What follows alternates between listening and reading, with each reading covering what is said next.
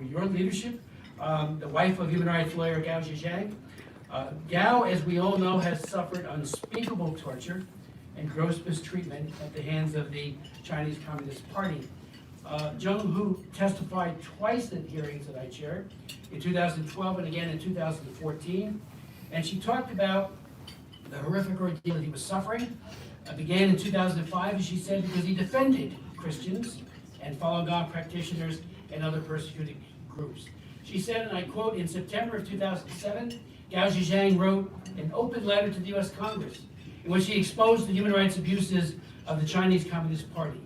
Because of this, she went on, the Chinese party put a black hood on him and kidnapped him. They took him to a room where they stripped him naked and brutally beat him. They also used electric batons to attack him all over his body and his genitals so that his body shook violently and his skin turned black all over. And she went on to further detail such horrific abuse at the hands of the Chinese Communist Party. At another hearing, we heard from Gao's daughter, Grace. That was in 2013. I called it the Five Daughters hearings because 5 daughters came in before Congress and appealed to Congress and to the White House to take up the cause of their dads. Through her tears, Gao's daughter Grace also said she wanted to meet with President Obama. All 5 of the young daughters said they wanted to do so. I have to tell you, I tried for a full year, calling down to the White House frequently, making a pain of myself to say, please just meet with these daughters.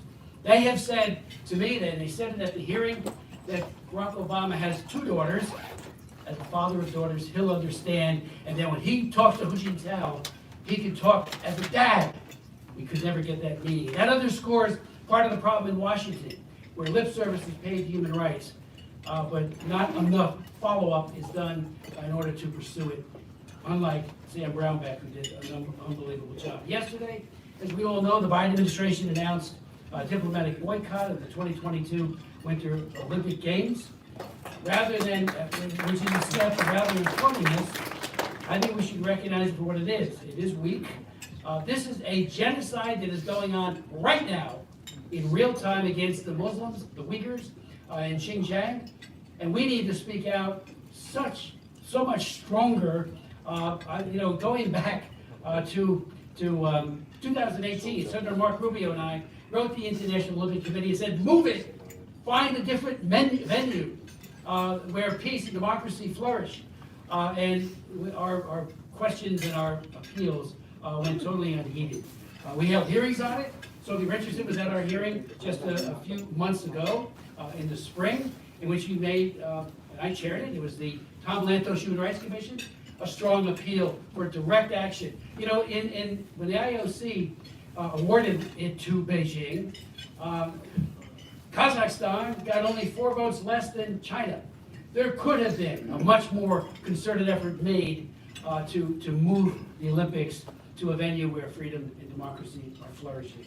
And let's not forget, in 2014, when Xi Jinping was appealing through his government, the Communist Party, to the IOC to have it housed there, hosted there, that's when he was planning his horrific genocide against the Uyghurs. And we all know from the leaked documents that he said, destroy, root and branch, show no mercy. Now this guy is going to be feting the Olympic Games in a matter of months, weeks, the juxtaposition of that with this cruelty is unimaginable. And again, the cruelty that goes on each and every day behind closed doors, when these wonderful, strong, and heroic Chinese men and women are promoting human rights and democracy and religious freedom. As they're being beaten, he'll be out there with all the cameras rolling, with all the Coca-Colas of this world. We had a hearing where I asked Coca-Cola to condemn this abuse, and they wouldn't do it with the Uyghurs. It's just unconscionable. So I ask you all to continue your prayers. I do believe that prayer and fasting and hard work and smart work can release prisoners. You know, Chen was thought to be an impossibility, and then through the great work, and again I want to thank Bob Fu for that. I'll never forget when we had Chen on the testifying. Bob came up to the dais, held up the phone so that you could hear Chen Guangchong speaking, asking and appealing, and the rest is history. Every newspaper carried it above the fold in the Wall Street Journal, and within a day they said, "He can go."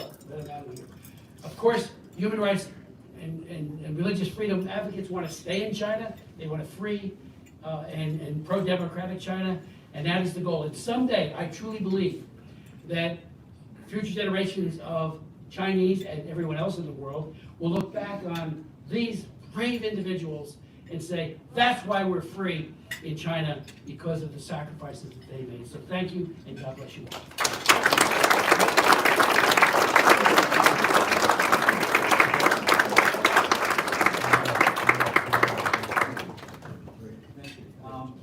We're so thankful, Congressman Smith, and I would invite Congresswoman Hoster back, and 所有这些良心犯的家属都到台前来因为我们对都上来，因为我们在议员走之前呢，我们希望有一个跟你们一起的相片。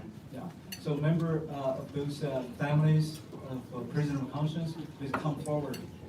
And those we're going to do the deliver the Linzhou Freedom Award now for the 2020 and 2021 award. Our selected selection committee of the Linzhou Award consists of 5 judges. 2 of them are from China Aid, 3 of them from other different institutions, including Dr. Sophia Richardson and Professor Andrew Morgan and Sophia. Can we go award delivery first? And Ambassador Brownback, you're next, but we were going to do the work. Can you also come up before Congressman Chris will leave? So.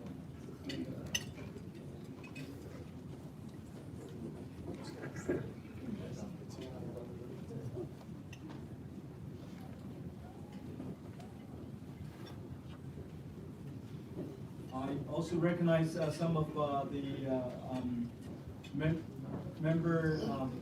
most prominent members of the Tiananmen Square student leaders, including Dr. Wang Dan, the Wu Kaixi, who is the chairman of the Taiwan Parliament Human Rights Coalition, and of course Mr. Zhou Fengsuo, they're also here. If you want to also come up to back up this effort, you are really welcome.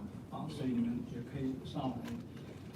so basically, so we as a committee voted unanimously for the Linzhou Award to goes for 2020 to lawyer Gao Zhisheng, and the 2021 goes to Zhang Zhan for their brave and bold voice for freedoms. And so we are going to have Gao Zhisheng's wife, Ms. Gong He, to represent her husband, and also to have Ms. Cao Yaxue, who is the founder and president of China Change, to represent Zhang Zhan to accept this award. By the way, as a life member of CFR, they do have requirement on the face mask mandate, but we are told when you're eating, no mask is needed. Okay, don't be too scared. Gong He.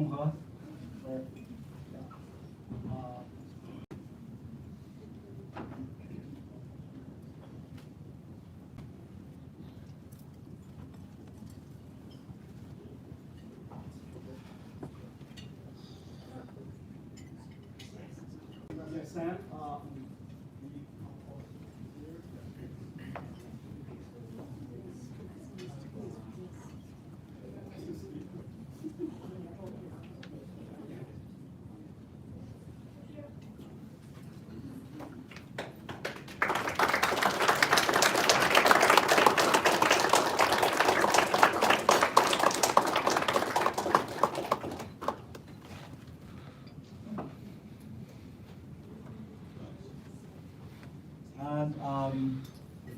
曹亚学。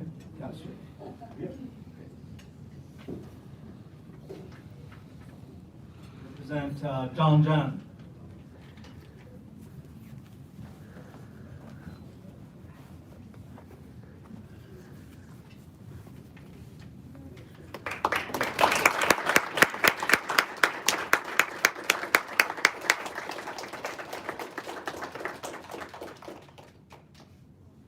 And I want to call Ms. Gong He to give a few remarks, and then Ya Xuetao.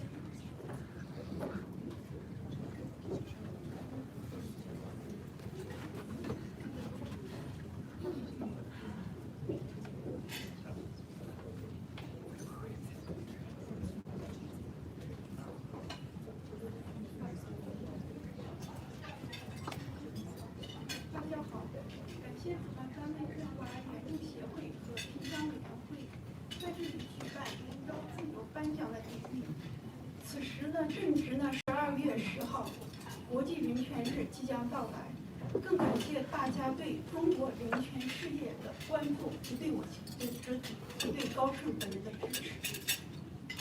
Good afternoon, everyone. Thank you, China Aid Association and the award committee for hosting the Lin Zhao Freedom Award ceremony. Today marks the approach of International Human Rights Day, which falls on December 10th.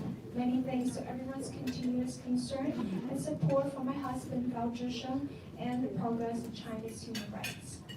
很抱歉他不能来这里享受这一殊荣，甚至他都不知道他自己已经获得了这个殊荣，因为我们家人不知道他在哪里，已经4年零3个月了。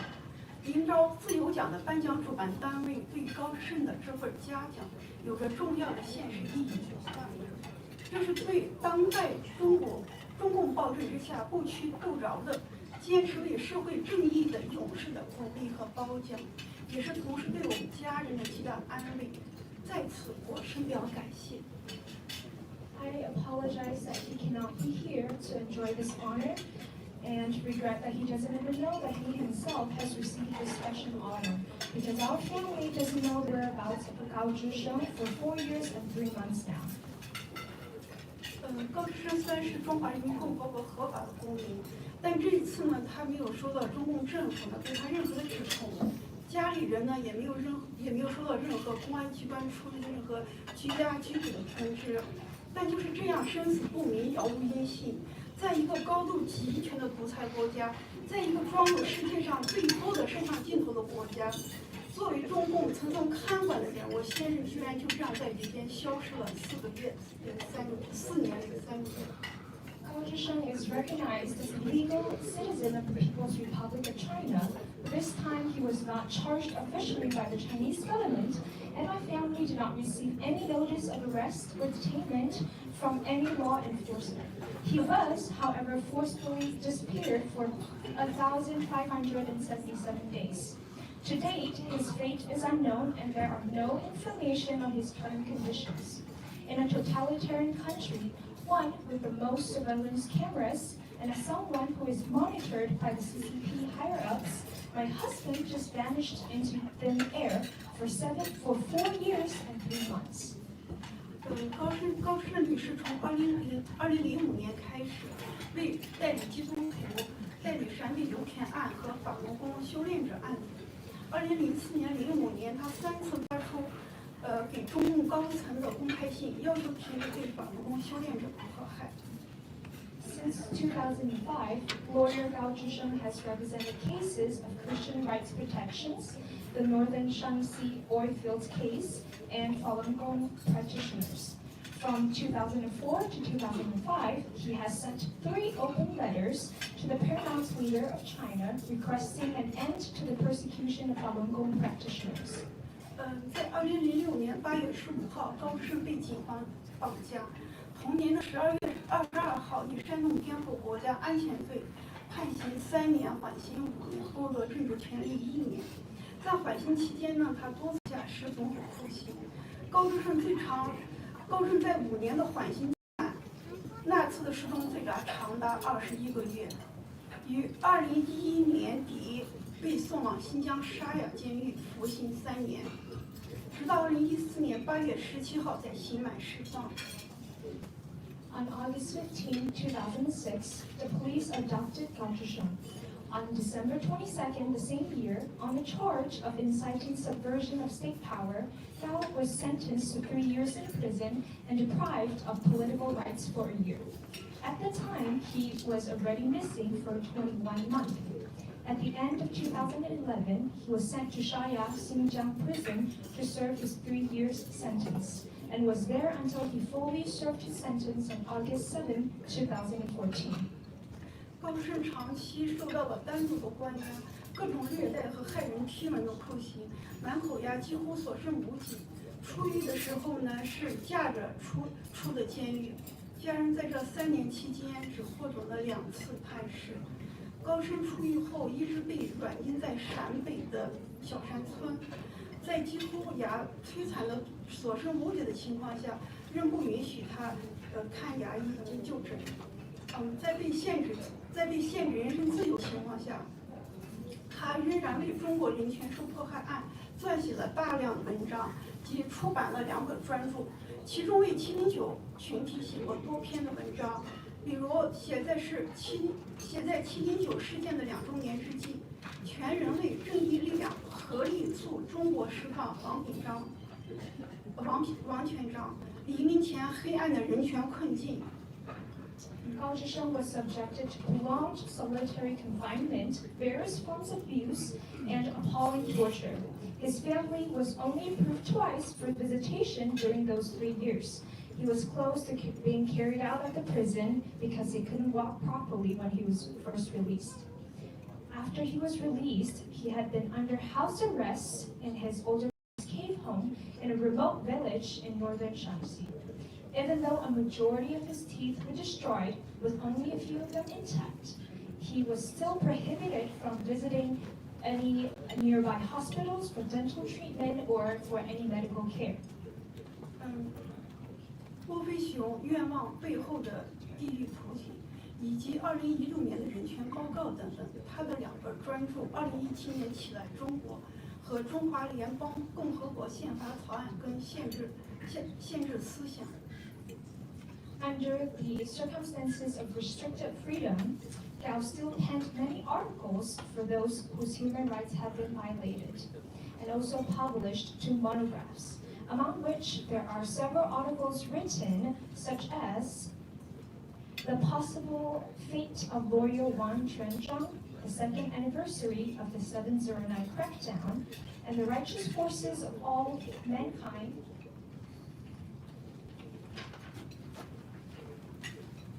come together to urge China to release Wang Quanzhang and other 709 human rights warriors.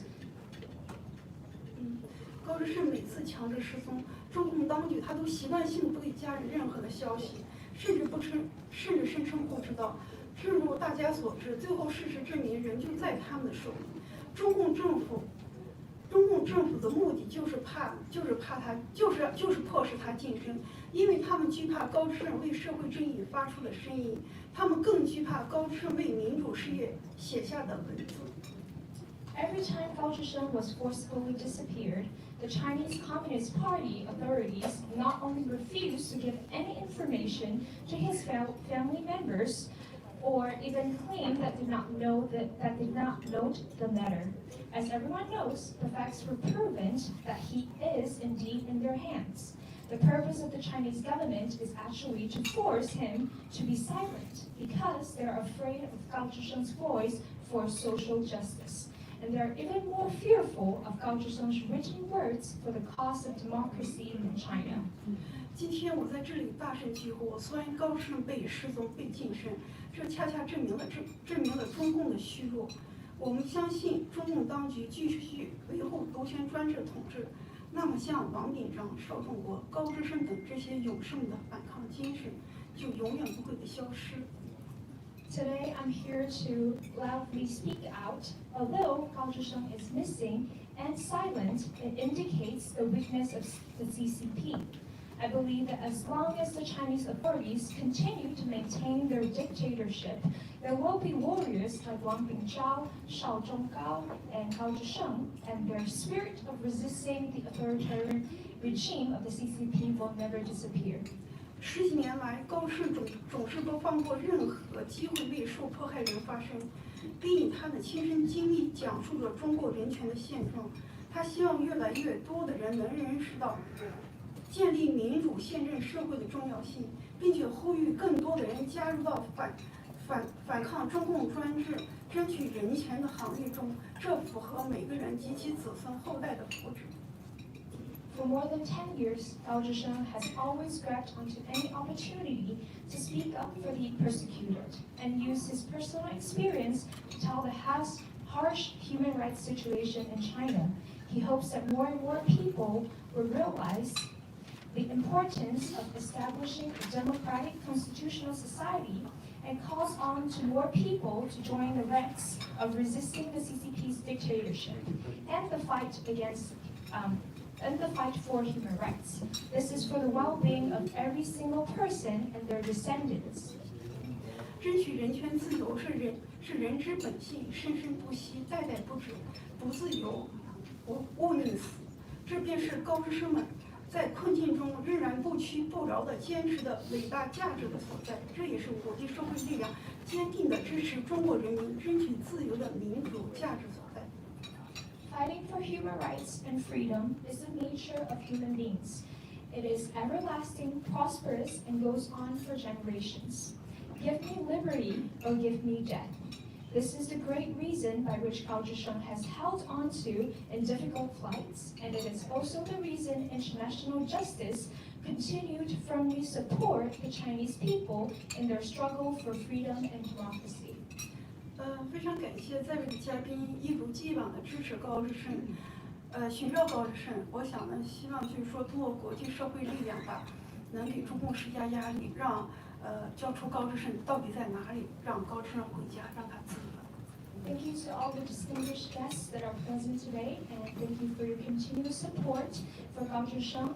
And I ask that as an international community, we should apply pressure on the Chinese government so that we can bring back Gao Zhisheng and then we can know his whereabouts. Thank you so much. Thank you.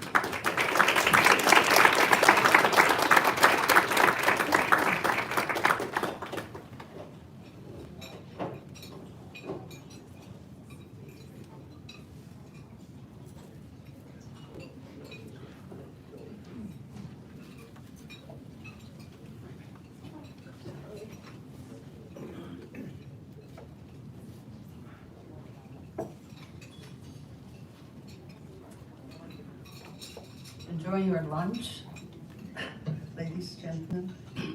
I want to thank China Aid for recognizing Zhang Zhan and for allowing me to say a few words in her absence. It is an honor, and it's also deeply saddening that Zhang Zhan is dying in prison as we speak. On February 1st, 2020, Zhang Zhan boarded a high-speed train from Shanghai to Chongqing. She got off partway in Wuhan, the epicenter of the coronavirus outbreak. She was the only passenger getting off the train that night. During her 14 weeks in Wuhan, she hopped from one lodging to another, around the city wherever she could find a bed. She subsisted on ramen noodles. In the 122 video clips she posted on YouTube, she spoke to shopkeepers, sanitary workers, and the migrant workers, among many others.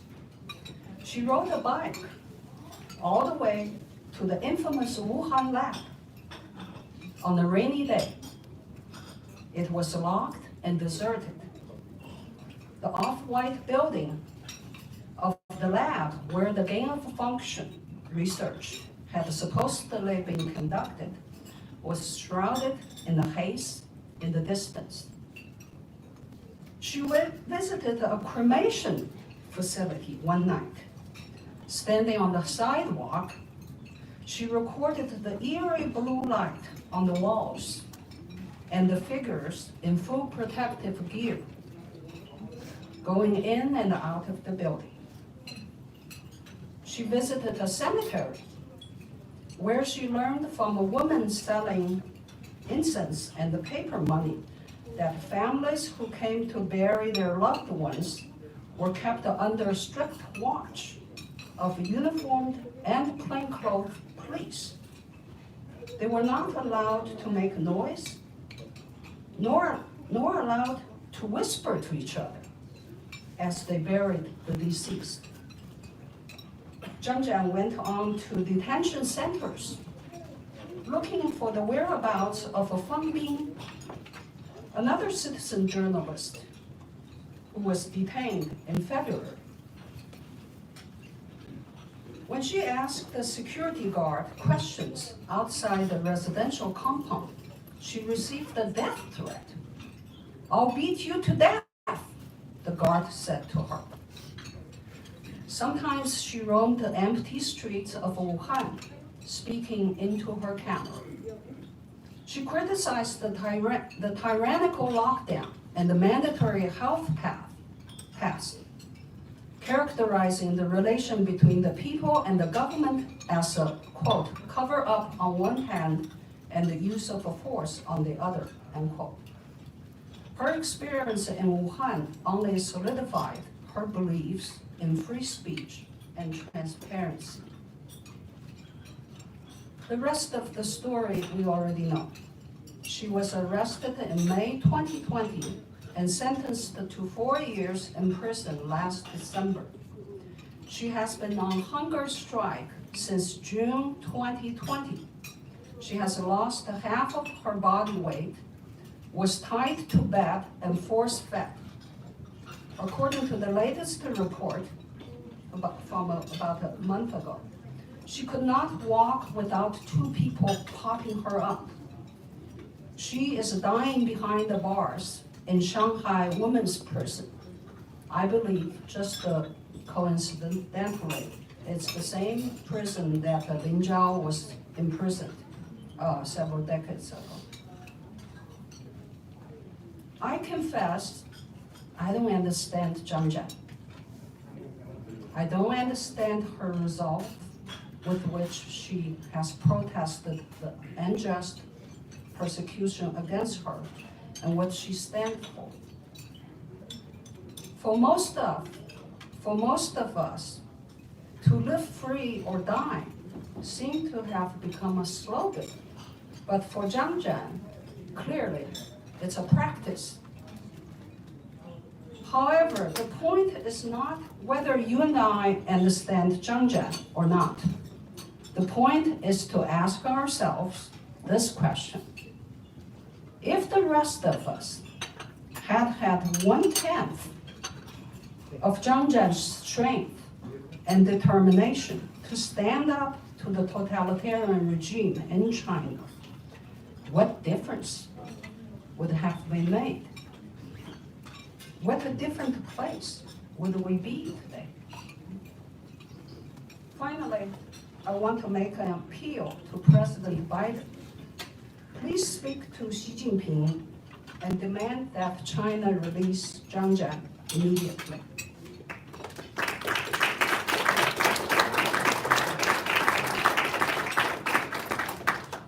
Now I do wonder, is it too much to ask for the President of the United States to appeal to China for Zhang Zhan's life and her cause? Thank you very much.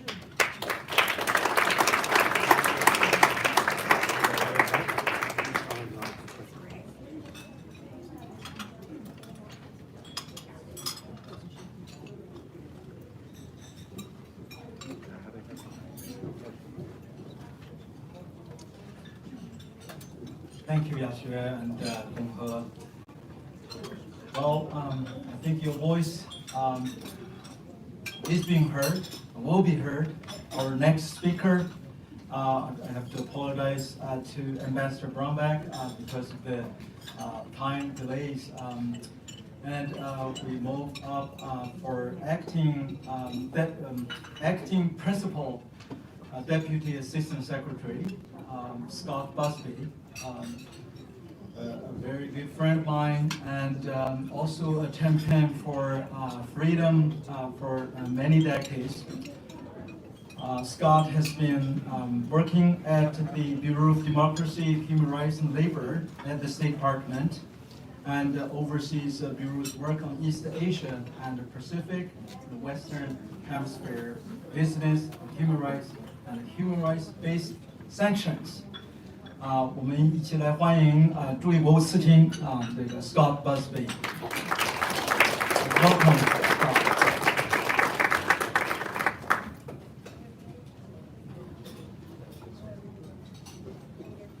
Thank you very much, Bob and Sinead. I just wish you could find a better picture of that.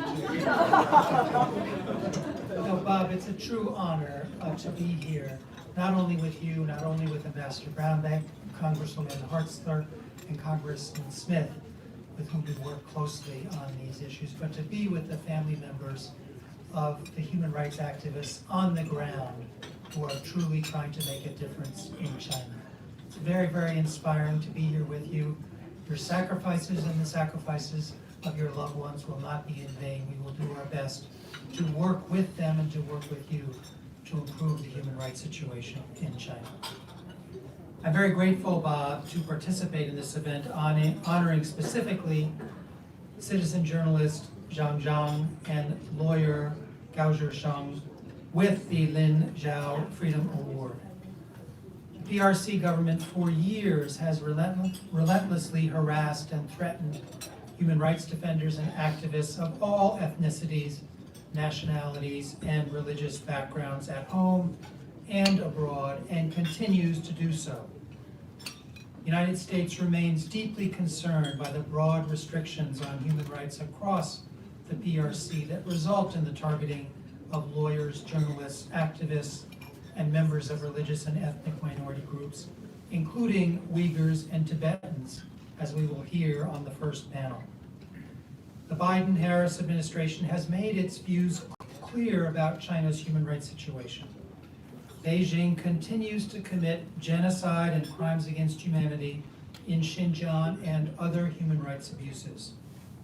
As White House spokesperson Jen Psaki noted yesterday, the president made his decision not to send diplomatic representation to the Olympic Games in Beijing because of human rights concerns. The United States strongly condemns the PRC's unjust imprisonment of citizen journalist Zhang Zhan and the disappearance of lawyer Gao Zhisheng. We call on the PRC government to release them immediately and cease its efforts to target journalists and lawyers and silence those who seek to report the truth and defend human rights and fundamental freedoms. The United States remains concerned about the deteriorating health of PRC citizen Zhang Zhang and asks the PRC to provide her the best health care possible. The United States, along with other governments, has repeatedly expressed our serious concerns about the unjust nature of her detention and her mistreatment during her imprisonment. We reiterate our call to the PRC for her immediate release and for Beijing to provide information on the whereabouts and health of Gao Zhisheng. Unfortunately, the PRC's action in these cases is consistent with the PRC's broad crackdown again against human rights activists. We continue to see harassment and intimidation of PRC nationals and other activists advocating for human rights throughout the PRC. We are committed to using all available tools to promote accountability for perpetrators of human rights violations and abuses, including financial sanctions and visa restrictions. And we seek to do so in coordination with other like-minded partners. In that regard, I would note, for the first time earlier this year, we imposed, in conjunction with the European Union, United Kingdom, and Canada, all on the same day, sanctions on individuals implicated in the serious abuses in Xinjiang. An additional priority in our human rights approach has been to focus attention on the growing practice of transnational repression used by the PRC and other authoritarian governments. Such repression includes detaining or threatening activists, family members within the PRC, physical and online harassment of activists, and misuse of international law enforcement systems, including Interpol. The United States is committed to using all available tools, where appropriate, to combat transnational repression and to help support those brave enough to speak out against serious human rights abuses and atrocities without fear of retribution. Thank you again, Bob and China Aid, for the opportunity to speak at this event. We appreciate the attention you are bringing to the cases of these important activists, and will continue to work with you to try and bring them to freedom. Thank you very much.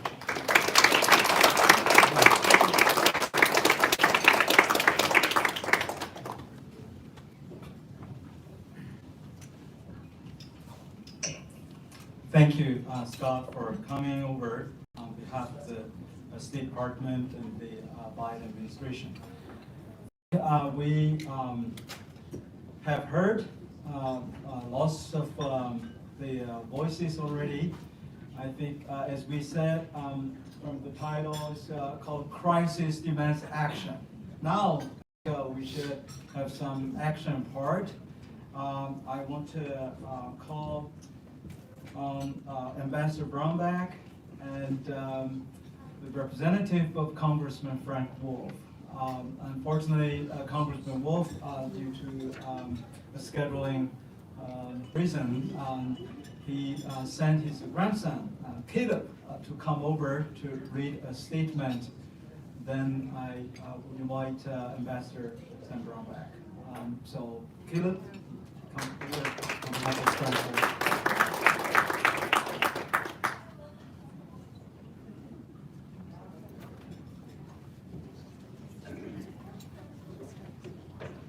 Good afternoon. First, I want to say it's an honor to be speaking on behalf of my granddad and with Ambassador Brownback and Chris Smith and all their prisoners of conscience families who have been such champions on this issue. It truly is an honor. As Mr. Fu mentioned today, I'm speaking today on behalf of my grandfather, Frank Wolf, who actually cannot be here today because he is recovering from ankle surgery. And while prayers are appreciated for my grandfather, also keep my grandmother in your prayers, as she has the very daunting task of keeping my granddad, who all of you know very well, who does not like to sit still, stationary in one seat for the next 2 weeks, which will be a miracle and a challenge to say the least. He wishes he could be here today. During my grandfather's 34 years in Congress, he advocated tirelessly on behalf of the persecuted, specifically the persecuted in China. Today, the Chinese Communist Party, with President Xi Jinping at the helm, is out of control. We have witnessed over 140 Buddhist monks in Tibet set themselves aflame in protest of the cultural genocide China is carrying out against them. Today, the organ harvesting business among the Falun Gong practitioners reaches close to $1 billion a year, with customers from all over the world. The Catholic Church is under attack, with bishops and priests being imprisoned and religious activities being outlawed. Christians must meet in underground churches and pray they are not caught with the Bible. Today, Joshua Wong, a young freedom fighter in Hong Kong, sits in prison due to national security law, and the world largely forgets his plight. Today, the most egregious action of the Communist Party is the genocide being carried out against the Uyghur people in Xinjiang. The crisis meets the Raphael Lemkin definition of genocide and international crime breaking the Genocide Convention of 1948. The recent videos leaked from Xinjiang unveil a sheer scope and size of the camps and suggest there may be many more in prison than the 1 to 3 million we typically cite. Unfortunately, the dangerous influence of China does not stop at its borders. Many prominent law and PR groups here in DC represent companies controlled by the Chinese government. The Chinese Communist Party is actively providing grants to many of our universities, and in return receive hundreds of millions of dollars invested through endowments and large funds back in the Chinese mainland. The question we must ask ourselves as freedom-loving Americans is, when have we had enough? When do we as a nation demand the release of the Uyghurs? When do we universally demand the release of all the prisoners of conscience listed today? When do we demand our lawmakers finally pass a bill that demands and bans all slave-made products and components from being sold in the United States? When do we finally wake up to the fact that China is an evil regime with a stated goal of being the most powerful nation on earth? Do we wake up when they surpass our economic might, when they take over Taiwan, when they have the greatest and largest military on earth? When peers from my generation are dying on the beaches of Fuzhou and Shanghai, will we wake up then? Bobby Kennedy, in his Day of Affirmation address, calls on the young people of the United States not to fall prey to the victim of futility. He stated that each time a man stands up for an ideal or acts to improve the lot of others, or strikes out an injustice, he sends forth a tiny ripple of hope. And crossing each other from a million different centers of energy and daring those ripples, build a current which can sweep down the mightiest walls of oppression and resistance. Folks, when one nation diplomatically boycotts the Olympics, as the United States did yesterday, then many will follow. If one major athlete boycotts the 2022 Winter Olympics, many will follow. If one of the 12 major sponsors cancels its sponsorship and cites the genocide, then more companies will follow suit. If one major university divests its assets tied to the Uyghur genocide, then more will follow. I'm calling on the athletes and companies and universities to be this ripple. You have a place to stand and the opportunity to fight injustice and violence. These ripples of hope will ultimately become the tidal waves of change against the Chinese Communist Party. And it is our duty not only to start the ripples, but to see them carried out. Thank you and God bless.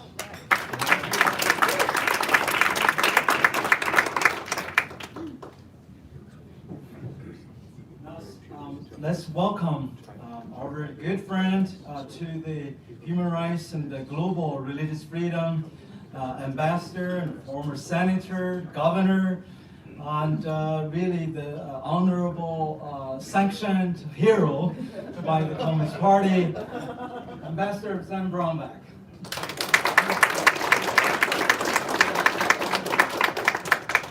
Thank you, Bob. Appreciate that very much. And China Aid, Logan, thank you for what you guys are doing here. Congressman Hertzler and Smith have both left, but these are giants and heroes. And then the people that have been persecuted and your family members. I mean, my heart just goes out to you. I took a picture of the young boy up here with the picture of his dad that he had drawn and sent it, posted it, and sent it to my family members. And they're just talking about how much this just pulls on them. And what it should.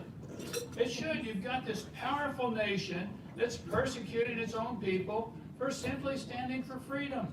How ridiculous is that? And I appreciate your statement on behalf of your grandfather. You carry his message well, which is saying a lot, because Frank is an undaunting messenger and just been fabulous.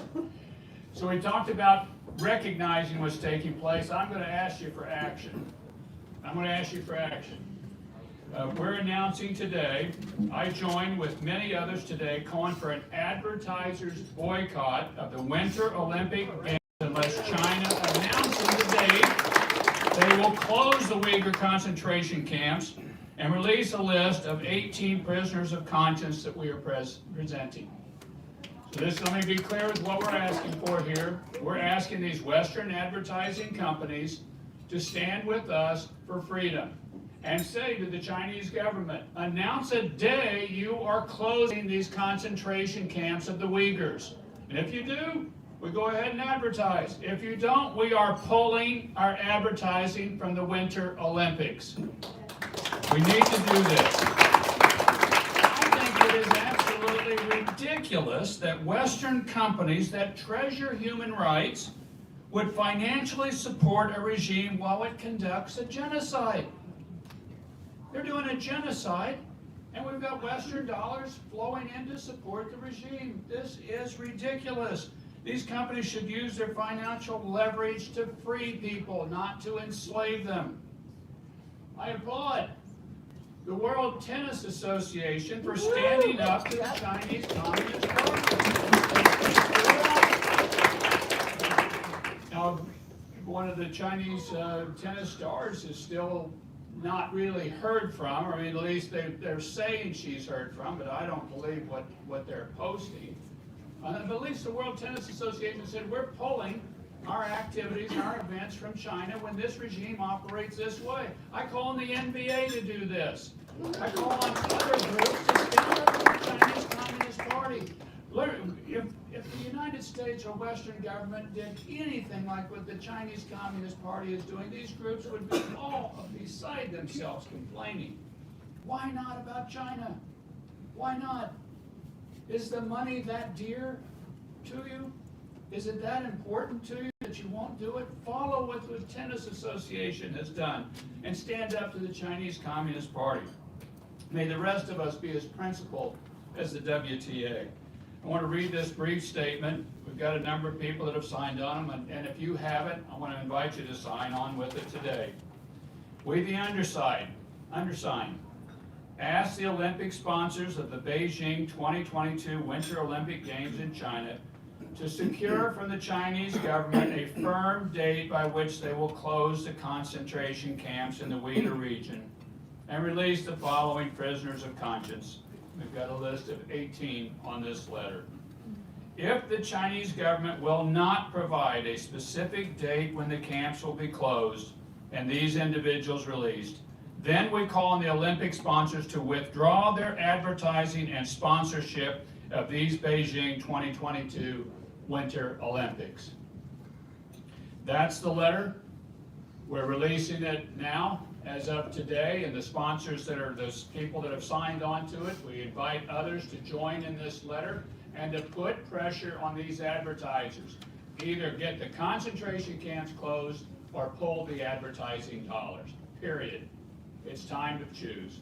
Are you going to stand with freedom, or are you going to stand with a regime that's conducting a genocide? Thank you all for being here, in your hearts and your prayers. Keep them up. We are going to win this fight. We are going to win this fight. This is a regime that's acting like one that's in decline, being such a bully. But the way they're conducting things today, we're going to win this fight. Do not lose heart.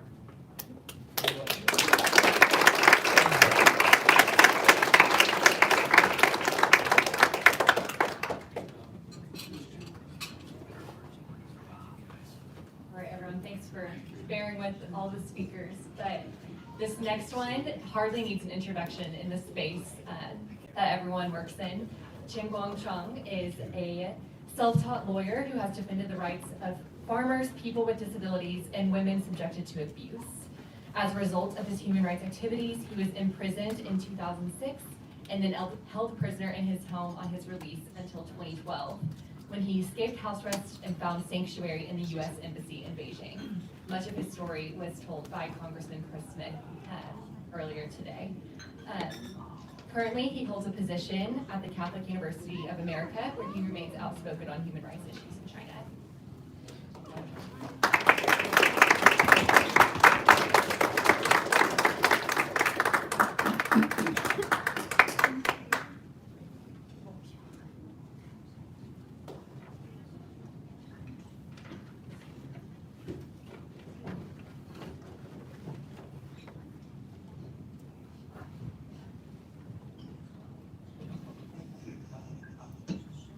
Ladies and gentlemen, good afternoon.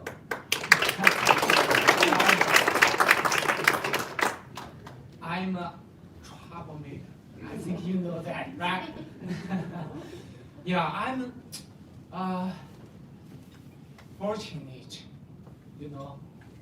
My brothers still in prison, like Gao Zhisheng, like Xu Zhiyong, Ding Jiaxi, but I'm here. So I'm so glad to be here to talk about human rights, to talk about the Communist Party prosecution. Talking about human rights and the rule of law in the context of an authoritarian regime is like talking about traffic regulation in the desert. Yeah, that is I'm thinking a lot about this. Yeah. So you can see Zhang Zhan simply wanted to understand what was happening in Wuhan. She wanted to see what life was like for the people of Wuhan when their city was closed off. She took some videos. She wrote about what she saw. The Communist Party arrested her and sentenced her to prison. Now, she went on hunger strike. Now her life hangs in the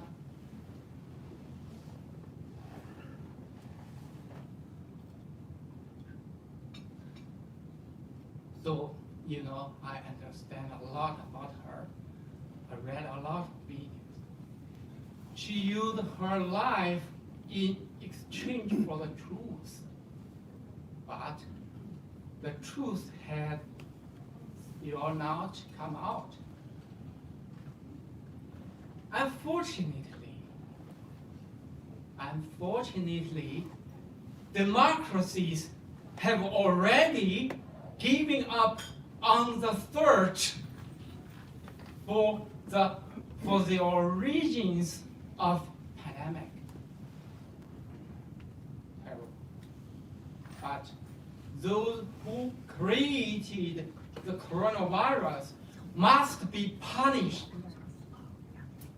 If the Western government ignores that, there will be more viruses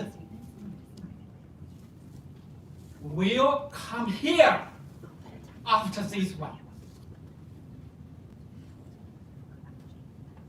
So, attorney, my good friend Gao Zhisheng, helped the people defend their legal rights. So the Communist Party arrested him, tortured him, and put him in prison. Then, only to be kidnapped by the authority. That was over 4 years. Now, no one knows where he is. No one knows if he is alive or dead. So, not a lot of like this. So we can see the communist regime is the enemy of humanity. There are no human rights and no rule of law in mainland China. In fact, under authoritarianism, there are no rule of law. The Communist Party, the evil CCP, coerces the government, prosecutes the people at home. yeah, not just journalists, human rights lawyers, Gao Zhisheng, Zhang Zhan, Chen Yuan, and Zhang Baocheng, Ding Jiaxi, Xu Jiyun, a lot of lessons, not just that, a lot of. If you are awake, if you want to try to get the truth, if you understand how to evolve the Communist Party, then the Communist Party will try to find a way to punish you.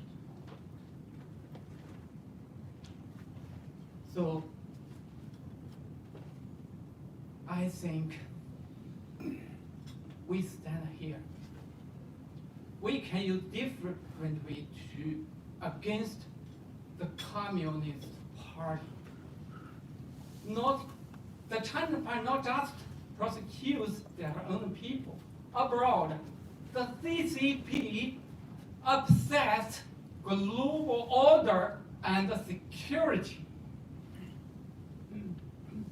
There is no hope that it will change. We have to face the evil and confront the CCP. We have to join hands together to eliminate it. If we continue let the Communist Party be the evil thing, otherwise the world will never be safe. Thank you, everyone.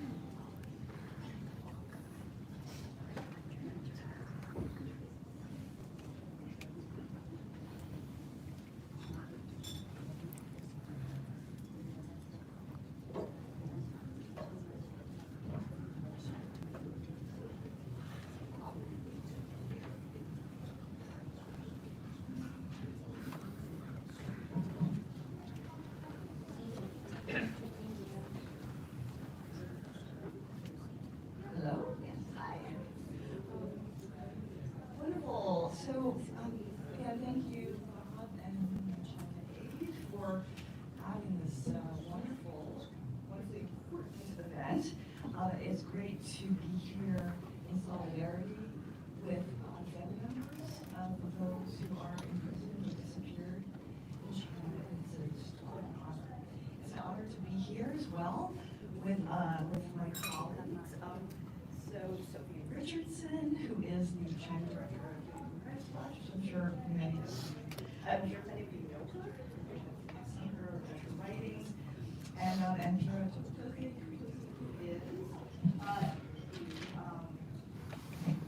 he works for Representative Chris Smith, who unfortunately has to leave, right? He is the Republican staff director for the Continental Human Rights Commission, and he's also counsel to Representative Smith for Senator on foreign policy issues. So anyway, so welcome. And so the topic of our panel is the rule of lawlessness under Xi. I should perhaps, I think we're just going to maybe just jump right in. That's okay. Right, that's my understanding. Right, okay. Talk a little bit. That's it, right. Thank you, and Sophie, it's really great to be, we've known each other for a number of years, and Sophie really is one of the heroes. There's so many heroes here, too. Nadine, Pastor Brownback, Bob, of course, and then the many families and representatives here. I think when we talk about the topic of rule of lawlessness, just want to make 3 points, because I think it's especially Western people, Americans, don't understand what that means. And the first one is there really is no rule of law, 法治, right? That concept is rule by law, not rule of law, and it often is mistranslated. The second point to make is the role of the Communist Party, how everything is subservient to that, and you cannot have rule of law in such conditions. And the third point, which I think is misunderstood, you know, Mr. Smith's on the China Commission, and we've been talking about the translation of Xi Jinping, his title, and it's often translated as president. He is not a president, okay? That is also a mistranslation. He's not a Gongtong, right? Okay, and that legitimizes him in a way that is not right, okay? And really, I think when you think about what it is, a better concept for thinking about what is going on is the notion of a mafia, okay? So that's why we have rule of lawlessness in China. And to that first point, sure, you know, we know the influence, we talk about the Chinese Communist Party and the influence that communist ideology has had on that. But it really goes much deeper. And someone who's studied Chinese, my wife is actually from Taiwan, and as Bob knows, her father was from Shandong too. So, but if you look at Chinese history, you know, you have 2 competing ideologies that had such an effect. And the first one is legalism, 法家, okay? And in contrast to that is Confucianism. There is a direct line, I believe, from 法家, from Qin Shi Huangdi to Xi Jinping. The influence of legalist ideology has had on China, and its modern day manifestation in China today is one that is unbroken. And that's why, you know, when people translate 法治 as rule of law, they're mistaken.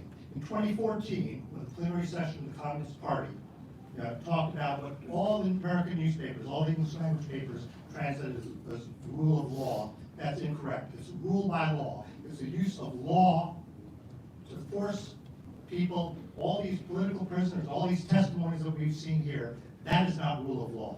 That is the use of law to oppress and suppress human rights. The other thing that we cannot forget, this is a communist government. How many people have bought into the Chinese family? How many companies? Mr. Smith talked about Coca-Cola, Visa. We met with them. Yeah, we had a hearing where we brought representatives of 5 companies, Visa, Airbnb, Coca-Cola, Procter & Gamble, and it was, I think, Intel. And of them, only one company that would admit that there was genocide in China. The rest would not. Coca-Cola, Airbnb, Visa, and Procter & Gamble would not admit that. This is a communist government, and the dictum that power flows from the barrel of a rifle is what is characterized that. It's not authority, it's power, and it's the use of power. And then finally, the point of why we have rule of lawlessness is because you have a small coterie of people that have taken a country of 1.1 billion people, more than that. And it really is a rule of what, maybe 100 families? And there it is. You know, we've seen in these so-called anti-corruption drives, a ever-shrinking circle as people, as opponents, even within the Chinese Communist Party, are eliminated. It really has become really a criminal enterprise. And again, it's much more akin to a mafia crime family in ways. So anyway, that's why I think we have rule of lawlessness. And with that, I think I'll turn it over to the expert. So That's fantastic. Thank you for those thoughts. Sure. Sophie, great. What do you think about this? A lot of things. But first, if I can just a couple of quick notes. First of all, Bob, Logan, thank you so much for bringing us all together. I think it's glorious just to all be together, and especially for the purpose of holding up people who have demonstrated such extraordinary courage, like gung ho. this room is filled with people who live this every day, and we get up and do our jobs thinking that we are working for you, and so it's nice to be here. I also want to give the prize both for speaking beautifully and connecting facts to Cao Yashui with the fact about Zhang Zhan being in the same prison that Lin Zhao would have been held in. Professor Xilian, it was such a delight to meet you at Duke and to see you again here today. I think the history that you've brought forward, for people to better understand in contemporary times speaks to some of the issues that Piero is raising. I want to make sure to also thank Mr. Wolf's grandson. I'm sorry, I've already forgotten your first name, my apologies. The family resemblance is striking, and I don't mean in the physical sense. And our deepest sympathies to your grandmother. I can only imagine. But I think we need to contemplate what we do about this problem. I don't think anybody in this room disagrees that there is a lack of respect for the rule of law inside China. And indeed, what we are watching happen even just in these couple of days to Shu Zhiyong and Ding Jiaxi, two people who truly believe in the idea of what the law means, what it's for, and how it should be put to use to defend people's rights. We're going to be prosecuted for that. We all agree that that's a travesty, and the question is how best to protect people like them, to make sure that they can do the work that they believe in, but also what's to be done from the outside. And from our perspective, we're pleased to see governments starting to sign on to diplomatic boycotts, specifically in response to crimes against humanity, against Uyghurs and others. But that's got to be just the first step, right? Because when governments commit human rights crimes, the right response is to investigate those and prosecute people for them. And we cannot let the fact that doing that is difficult, given the way international legal institutions work, given Chinese power within the UN system, to lose sight of that goal. Because why do we talk about the rule of law as if it's nice, it provides transparency, it creates predictability for markets, all these sorts of things. It's also a deterrent, right?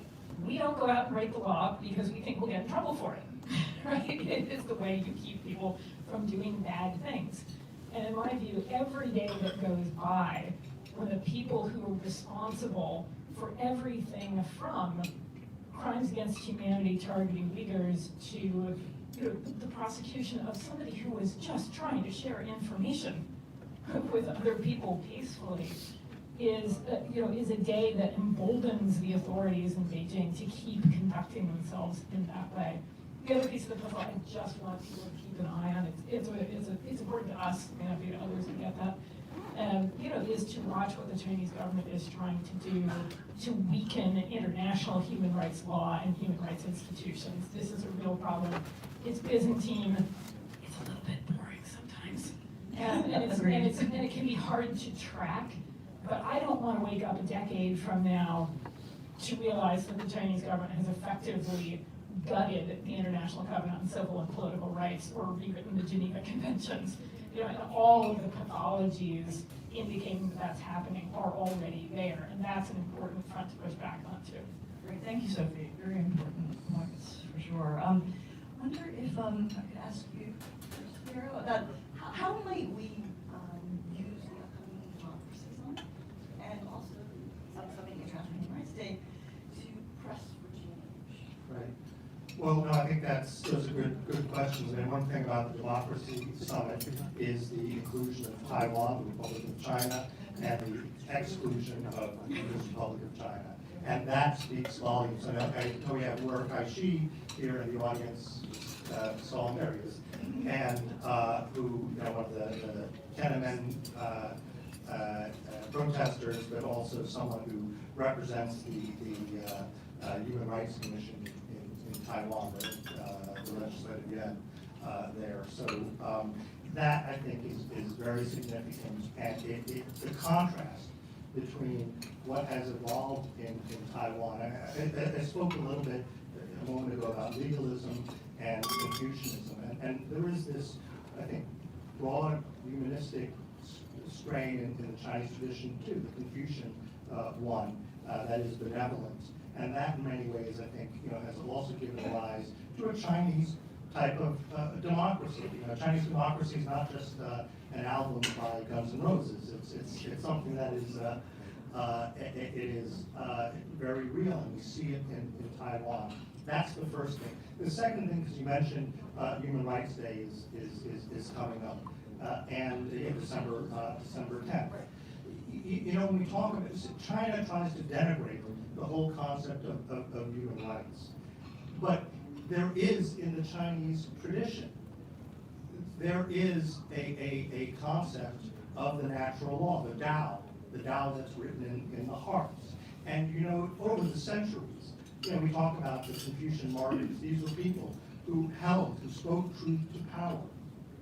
Zhang is a modern day Confucian martyr, speaking truth to power. Well, not yet. We hope for her and pray for her. But there is this notion that you have in Chinese law, that there's a law above the law, the Tao. And if the emperor, whether it be Qin Shi Huangdi or Xi Jinping, acts against that Tao, that law that's written in the heart, that emperor loses legitimacy. You see? And the Chinese Communist Party is very much afraid of that. They're very much afraid of being held to account. They say, oh, human rights is a Western concept. It is not. It is very much part of the Chinese tradition. And an emperor who loses the mandate of heaven, who loses the Tianming, right, is illegitimate and does not deserve to rule. Because we know in the Chinese tradition that heaven sees with the eyes of the people and hears with the ear of the people. This is something that is very deeply rooted in the Chinese tradition. This idea of democracy and accountability to the people, because there is a law above whatever the Communist Party says is the quote-unquote law. And it's one that's binding, and it's one by which they will judge. Thank you. Actually, I wanted to ask Sophie, you made this very important point about China's efforts to subvert international human norms, particularly in the UN, as well as sort of trying to rewrite how that can work. So it's a huge problem. It's getting bigger, and we should all kind of keep an eye on this.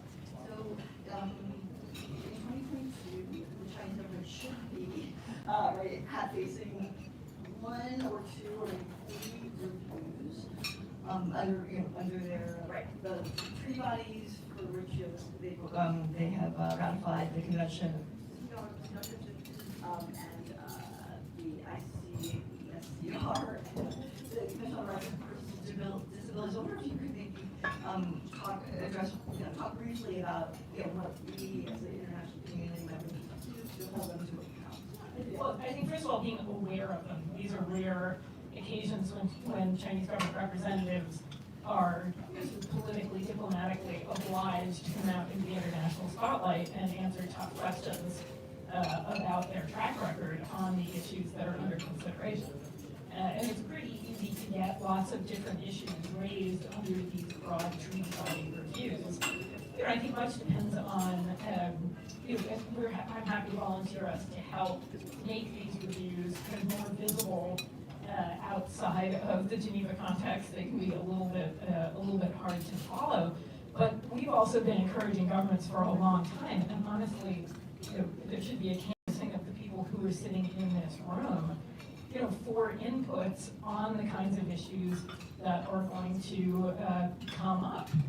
Everything from political participation to inequality to the treatment of individual cases, because governments have the ability in these review processes to ask the government under review questions about their track records.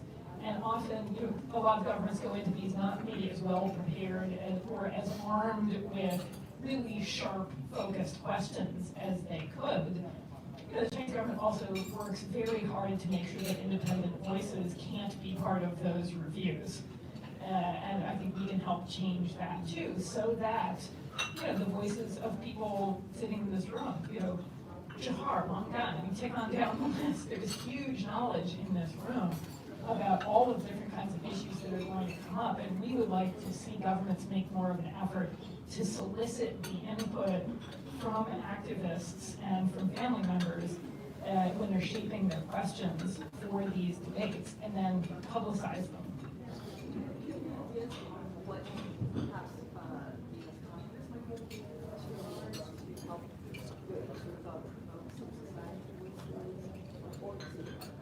Well, sure. I mean, you know, we're, as you mentioned, Chris Smith is the chairman of the co-chairman of the Tom Civil Rights Commission on the Republican half of that, and I think that's an excellent venue to raise these issues.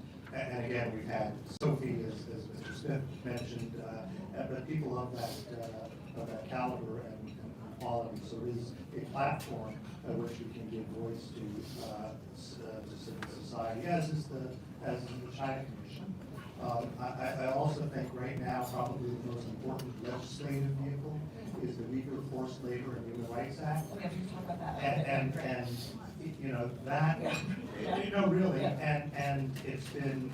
I don't want to be political here, you know, but I think that we read, I think that very important, and if you haven't read it, Josh Rogan's report in the Washington Post yesterday, with all due respect to our friend Scott from the State Department, you know, that Wendy Sherman was actively lobbying against it. And what is very interesting, and I'm going to be bipartisan here, because hats off to Senator Murphy, who spoke on the record on that article for raising the issue. And also, on Friday, there were a number of Uyghur and Kazakh demonstrators. In fact, one of them who's been a witness at one of our hearings there from the Cannon building. And they said, Speaker Pelosi and Representative McGovern, who's the author of the Uyghur Forced Labor Human Rights Act, please pass this bill.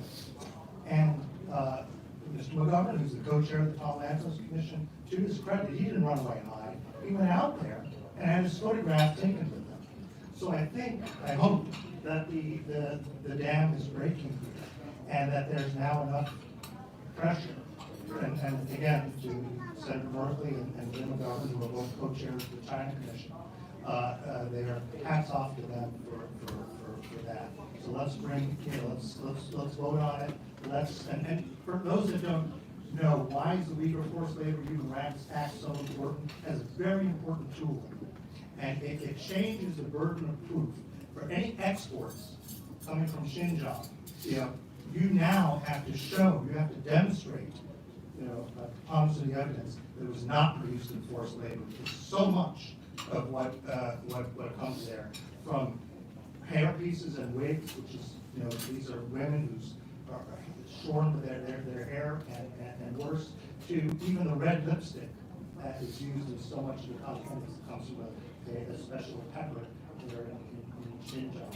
It is, it fuses our supply chains. And again, the hypocrisy of so many, like the NBA, and hats off to Ennis Cantor, freedom, right? Yes, right.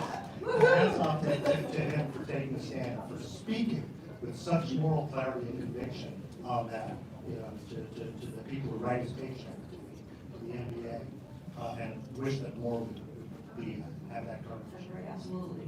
Excellent point. So, great. That and just sports in general. So it's really encouraging that the U.S. has made a public statement that there will be a diplomatic boycott, and yay for Lithuania. Yay for Lithuania. Right. So it's things are moving, right? So presumably, right, more countries hopefully will sort of join the cause. And I think, and so you made a really good point that it really should be clearly linked to human rights abuses, and not, I think initially wasn't New Zealand saying sort of, oh, it's because of COVID. Some they were saying because of the COVID restrictions. But anyway, right, there should be strong statements, based on principle, why VIPs and diplomats from various countries should not be there, right? Be supporting what's happening in Beijing through the Olympics, which is obviously she's Olympics. So So what else, I'm curious if you have any other thoughts? Do you have any ideas about what else we can do in our different roles to, to push on the Olympics, or like to sort of to push the Olympics, but also to support organizations like the WTA, for example? Yeah, it's certainly been a brain-bending couple of weeks on the Olympics front, particularly. I had never heard of Peng Shuai until a couple of weeks ago. My apologies, I'm not a tennis follower. Am I surprised that a prominent woman resorted to social media to bring forward allegations of sexual violence, of rape, only to then have her posts and effectively her freedom erased? That's not surprising at all. It's both been positive to see the furore in response to this, and to see bodies like the WTA, again, not a body I think about a lot, take a principled stand and say, we know we're going to lose money, we know we're going to make people mad, but we can't in good conscience have tournaments here anymore. But also to call out, I have to say, the breathtakingly appalling conduct of the IOC. I mean, there's so much wrong there to talk about.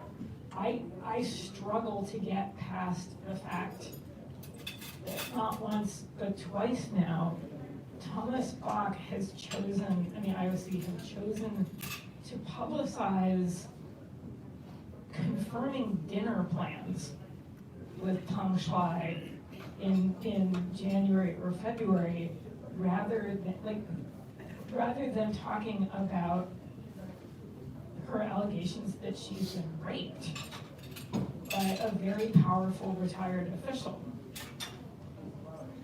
Maybe Mr. Bach does not realize that this is 2021. I don't know how to fix that box. We don't have enough time. I know, you're right. But I think one of the really important things we want to see governments do, that's salient to this group in particular, is not just not send diplomats to Beijing to applaud the opening ceremonies or closing ceremonies. We have asked governments that are going to go to this route to use the occasion and to use International Human Rights Day to reach out to and hold up this community, right? All of the people who have been Olympic and heroic in their quest for human rights in China, right? Don't just, of course they should applaud the athletes, absolutely. But let's applaud all of the people who have, taken enormous hits to their lives, made huge sacrifices, and applaud that, because in the long run, that's what brings the kind of change that one would like to see. That's actually the action. I think a diplomatic boycott is weak, and I think there should be a boycott. I think Ambassador Brownback is right. One of our witnesses at the hearing, Samuel Chu, spoke about how Russia, the penalty for doping is suspension, but for genocide, it's no. Business as usual. So there is that. I know we all hear about the athletes, but just a couple of we talk about Scanter and his. What about Ted Williams? People here know who Ted Williams was. One of the best pure base, the last player to hit 400. Now, he was a Boston Red Sox. I'm a New York Yankee fan. Joe DiMaggio, so it breaks my heart to say this. But Ted Williams, at the height of his career, he stopped in his military, served in the military in World War II and in Korea. And in Korea, he fought jet planes, Sabre, against the MiGs of the skies of Korea, and was shot down. You can go Google it on YouTube, see the video of Ted Williams crash landing his plane with fire, flames there. That was the greatest baseball player of his generation. Two wars. Pat Tillman's another example. Those are athletes who've sacrificed. I was just saying, just one more on Thomas Bach. How do we hold them to account? Well, on that point here, too, I want to say that, Mr. Smith talked about the letter that he wrote in 2018 and a follow-up letter. The other day, we got a response from his staff. It was one of the most obnoxious things. It was horrible. You know, Thomas Bach came, and we did meet with our Democratic colleagues, and we were offered, both Senator Rubio and Mr. Smith were offered the opportunity to meet. These are busy people.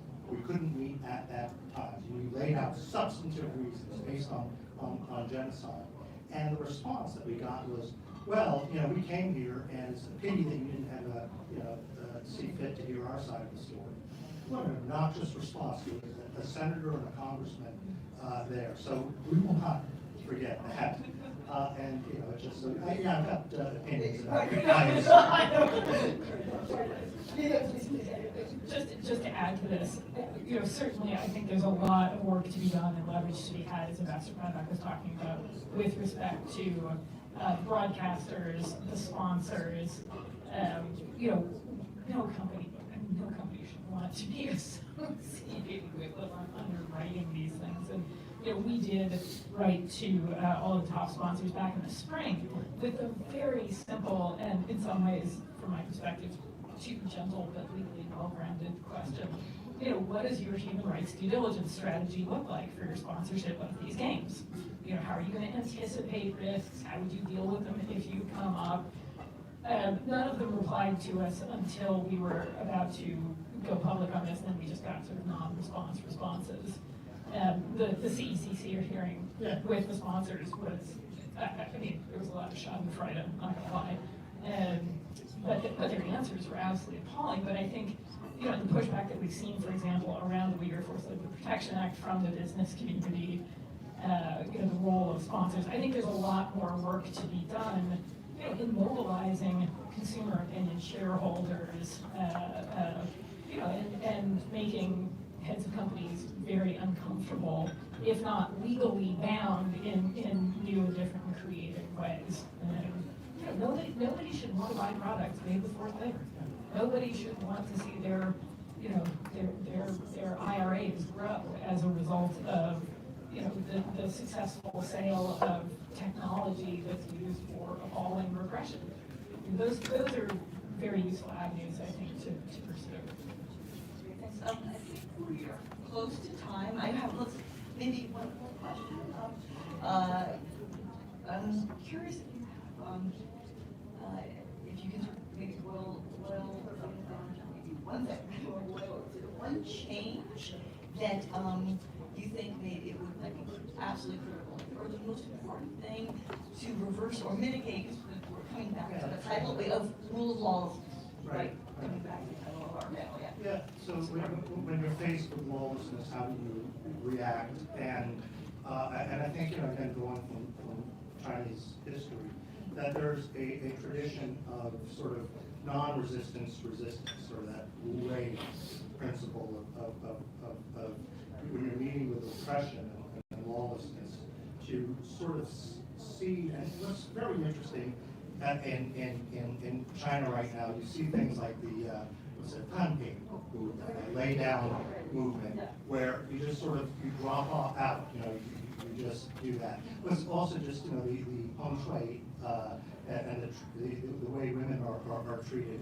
You know, there was an article, I think, in Foreign Policy magazine that talked about, you know, Chinese music, how bland it is and how uncreative it is. And that's not quite true. One of the more interesting Chinese singers and artists is Tan Weiwei. You might know her. She has a very powerful voice, and she came out with this album, I think, a year or so ago, 3811. It's a Sanai that tells the sort of vignettes, these stories of different women and how they, you know, their treatment in China. And you know, when you there is this sort of I think latent. You see it with, you know, feng shui and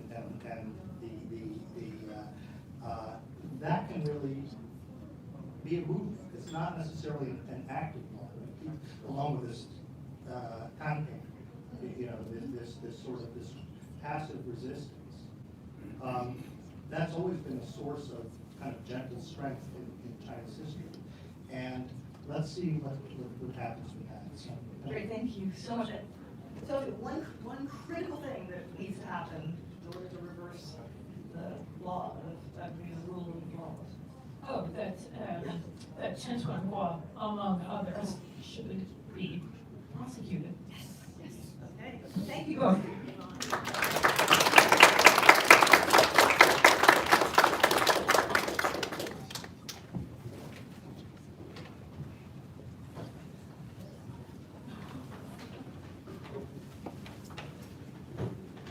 Perfect. Thank you to the panelists. Next up, we have Nadine Mayenza, who is a noted speaker, writer, and policy expert with more than 2 decades of experience as an advocate for working families and a champion for international religious freedom. In May of 2020, she was reappointed by the White House to a second-year term on the U.S. Commission on International Religious Freedom, where she is currently serving as its chair. Nadine is also president of Patriot Voices, where she provides her expertise to shape the organization's special emphasis on public policies that support working families.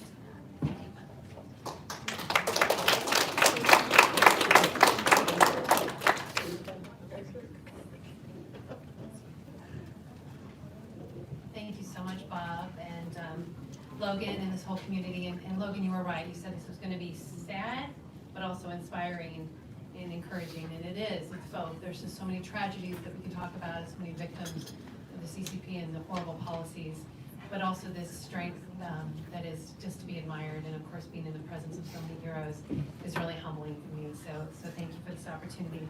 As you said, my name is Nadine Mayenza, and I'm here as the chair as the U.S. Commission on International Religious Freedom. We are an independent, bipartisan government agency, but our complete focus is on religious freedom. And so we have the mandate to make recommendations to the U.S. government, to the President, Secretary of State, and to Congress.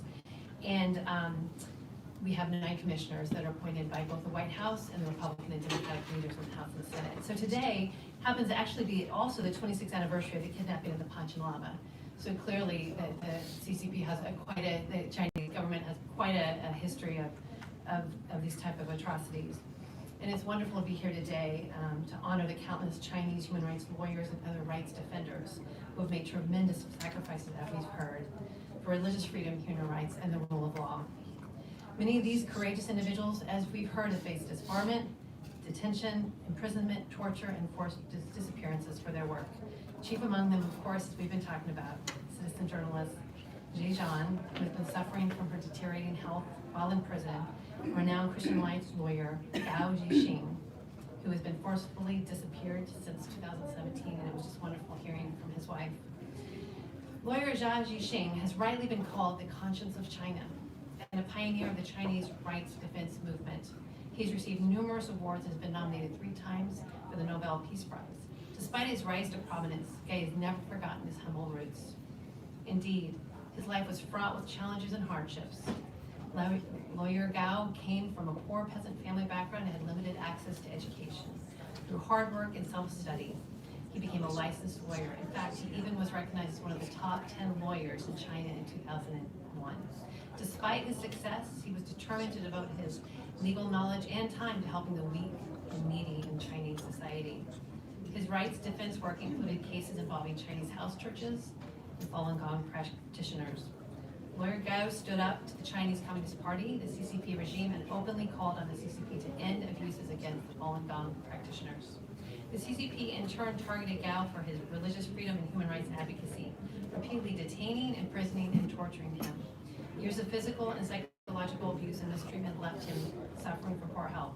And since 2017, his whereabouts have remained unknown, which I could not imagine. Lawyer Gao Jixing is a hero who deserves to be honored for his sacrifice for religious freedom and human rights in China. It is important that we do not forget about him, especially during his enforced disappearance. By honoring him, we are also reminded of the fact that the CCP regime has continued to persecute countless religious believers and communities, as well as right activists. We stand with the persecuted and their families. We condemn the CCP for these atrocities and call on the Chinese government to release millions of innocent prisoners of conscience, many whom are included in USER's freedom of religion or beliefs list. Thank you again for the opportunity to be with you today.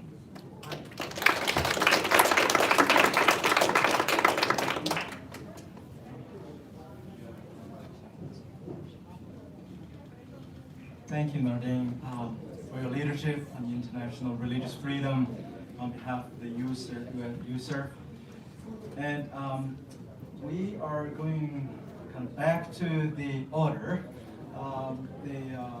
We have three other family members or victims of the Chinese Communist Party's threat, actually even inside the U.S., to share a few moments. I want to call Ms.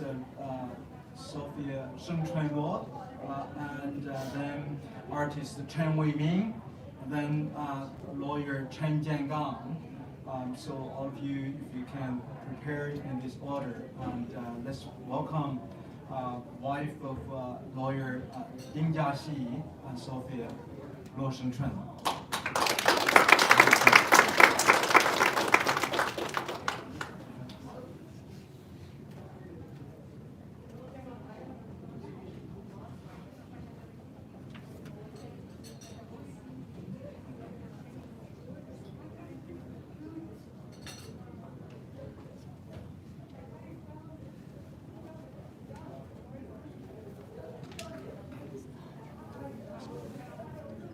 Hello. Okay.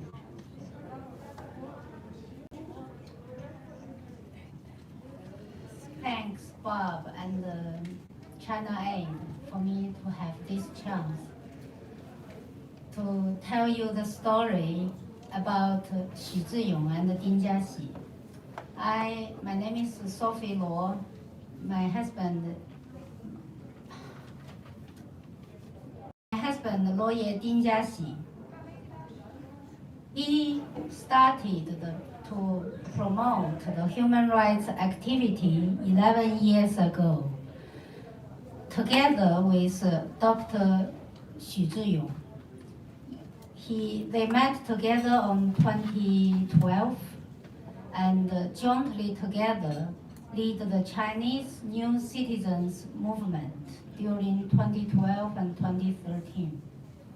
Their ideas and activities basically centered on getting Chinese people to take their rights written in the Chinese Constitution seriously, practice them in everyday life, and become real citizens of the country, but not the subjects of the country.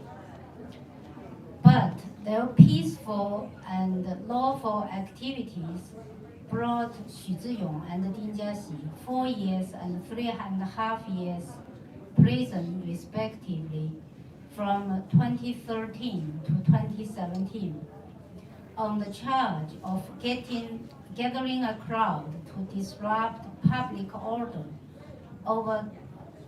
Over 10 other activists of the New Citizens Movement were sentenced to 6.5 years in different cities in China during that time. And the New Citizens Movement was completely cracked down in 2014. Sorry, I forgot in the beginning I should say my topic here is talking about the crackdown of the citizens movement in China based on the cases of Xu Ziyong and Ding Jiaxi. Okay, after their release from the prison, Xu Ziyong and Ding Jiaxi resumed their activities to continue to promote civil rights. They changed the name of the movement to China Citizen Movement in order to attract more people to this movement. They developed new ideas to get more citizens involved in the public interest project, such as the rights to affordable health care and the protection of property rights. But their mild and legal activism caught the attention of the authorities again after a 2-day private gathering in Xiamen with around 20 lawyers and friends in December 7 to 8, 2019. Ding Jiaxi and Xu Ziyong were detained and held under residential surveillance at a designated location, the notorious RSDL, for 4 4 months respectively. They were subject to tortures and ill treatment, including but not limited to long-term sleep deprivation and loud noise harassment, as well as food and limited food and water, and tightly bounded, interrogated while tightly bound into a tiger chair. No exposure to sunlight, no shower for all the times. Ding Jiaxi said all the 6 months is torture every day, basically, without enough sleep and enough food. All the other Xiamen gathering participants were either summoned, detained, threatened, or sent to RSDL also and tortured before being released. All the released persons were coerced to testify against Ding Jiaxi and Xu Ziyong. After the RSDL, both men were formally arrested on suspicion of inciting subversion of state power and transferred to a remote detention center where they continue to suffer physical and mental abuses, including starvation, poor sanitation, no access to hot water, paper, pencil, books, and newspapers. In this August, both men were indicted and charged with subversion of state power, a more serious crime, and the citizens movement, New Citizens and China Citizens movement are labeled as illegal organizations.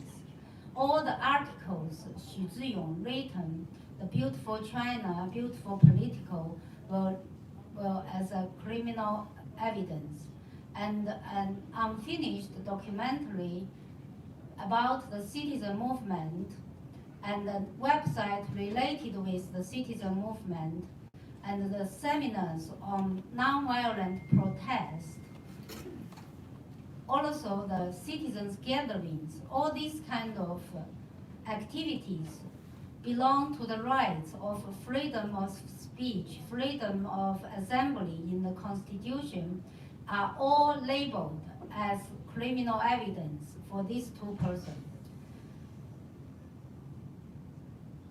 The purpose is to put them into long-term prison.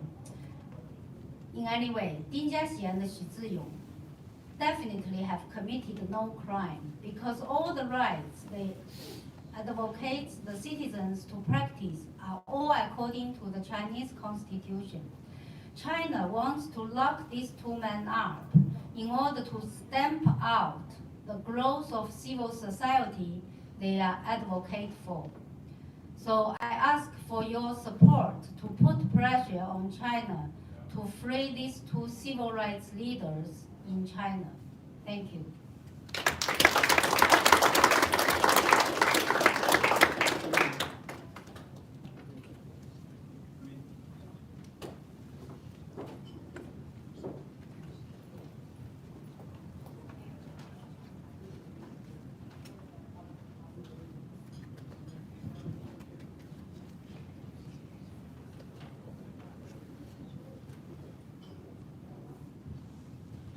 Hello everyone.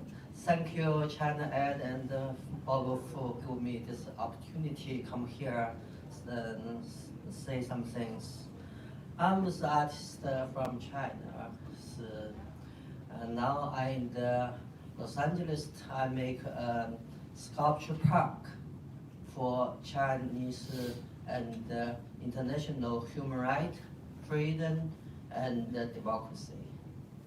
Just a couple months ago, I have a statue called CCP Values.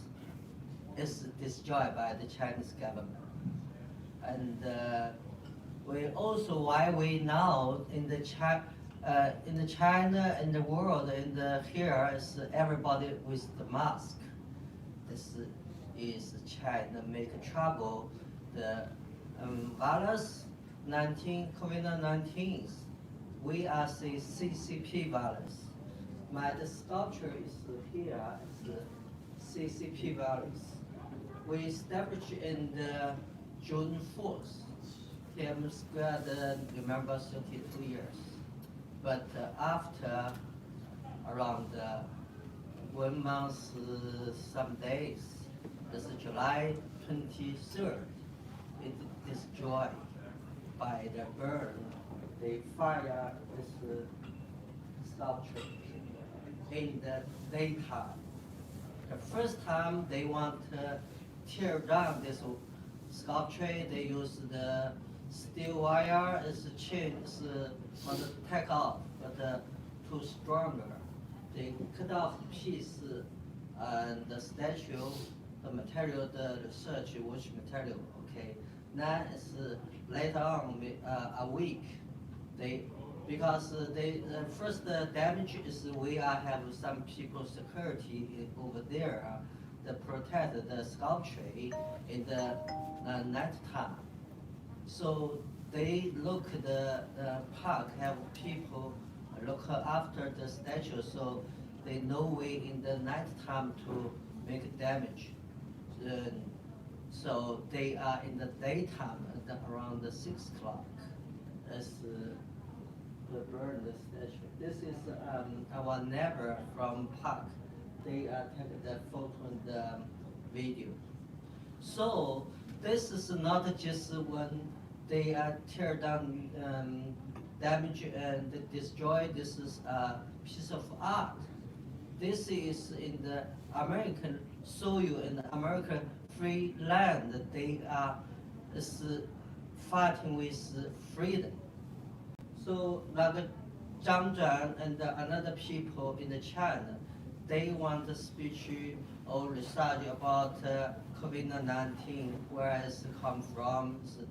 They know the Wuhan. I'm the artist. I'm lucky. I'm in the free USA, so I can do this artwork.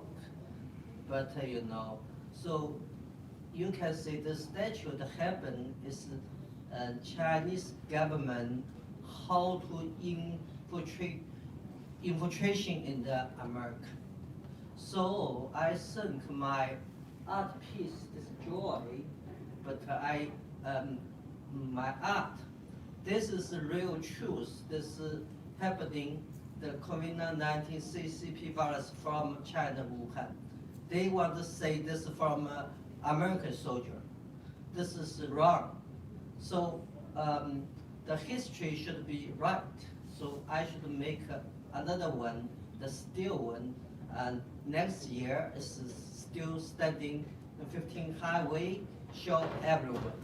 So I think my art is destroyed, but I want American people and the world people wake up, not just us. And wake up, together we are fighting with China regime and the dictator. Thank you, everyone.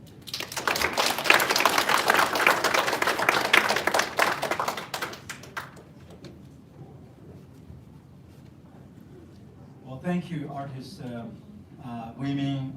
We are in solidarity and fighting with you. As you can tell, the CCP's influence, the maligned influence, has not only been impacting the citizens inside the territory, to the Chinese, Han Chinese, to the Uyghurs, to Kazakhs, and to the different people, faiths or non-faiths.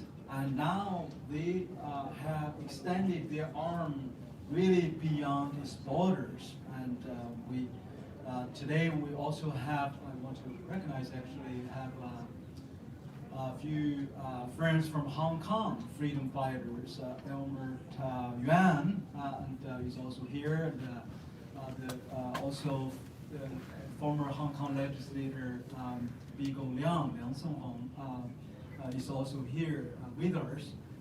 And so I want to invite Mr. Chen Guangchong for a few words. And can you come or, yes, a few words.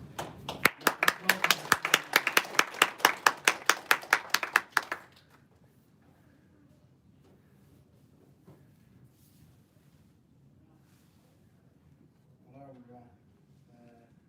My name is Chen Guangchong. 2 years ago, I still was a human rights lawyer. I work in China. I law firm in Beijing. In 2009, I represented my first human rights case is to protect a house for my client, their house from the government. In 2019, I represent the last case is to help American citizen. The Chinese government controlled this American. And China government didn't allow me to help this woman. The official asked me to quit this case. I replied, I will never. So the government that you will be disappeared. So in 2019, China Aid and China Qing, Bob Fu and Yashi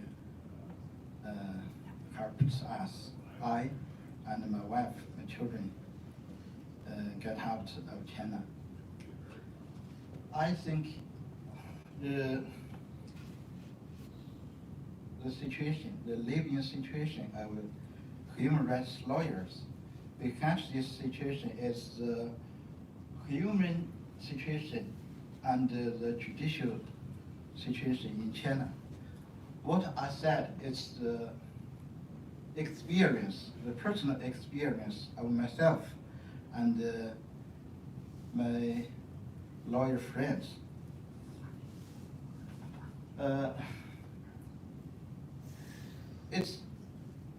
It's very difficult or even dangerous work as a human rights lawyer in China, because the government can destroy our works and our family, our life. The CCP has imposed various obstacles on lawyers handling of cases, such as refusing lawyers to meet the defendants without any justifications, denying them access to their papers, denying them permission to speak in court, and even preventing them from entering court sessions. There are also direct beatings of lawyers, illegal seizure of lawyers' equipment for handling cases, and even illegal detention, torture, formation of charge, and even imprisonment. The cases are numerous, and I have been a victim myself. The CCP can destroy everything about a lawyer and his family in order to force them to obey, leaving them in immediate trouble. This often involves forcing lawyers to move, cut off the water, power, gas, and internet of the lawyer's house. and cut off the telephone of the lawyers and his family member, threatening all lawyers' family members, banning their children from school, and so on. I and many other human rights lawyers have experienced this firsthand. It's a painful experience. We can imagine how we can live when we move more than 5 times a year. Our children are not allowed to go to school. The electricity and water in our homes are cut off, and the locks are often glued and can't be opened. Among human rights lawyers in China, a large number of lawyers were eventually deprived their licenses by the CCP government in various names. I myself and a large number of friends, they are all well-known human rights lawyers and human rights defenders, were deprived of their licenses, and a number of law firms were dissolved. In the past 7 years or so, dozens of well-known human rights lawyers have been deprived of their licenses. They lost the opportunity to continue working.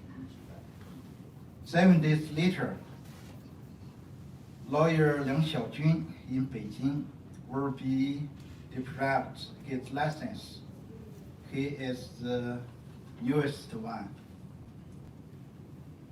Dozens of Chinese lawyers have been given guilty by the CCP for their involvement in human rights cases, such as Gao Zhisheng 律师, Gao Zhisheng lawyer, Li Heping, Wang Quanzhang, Xie Yang, Jiang Qianyong, Ding Jiaxi, Chang Weiping, Shui Muqing, and so on, and so on.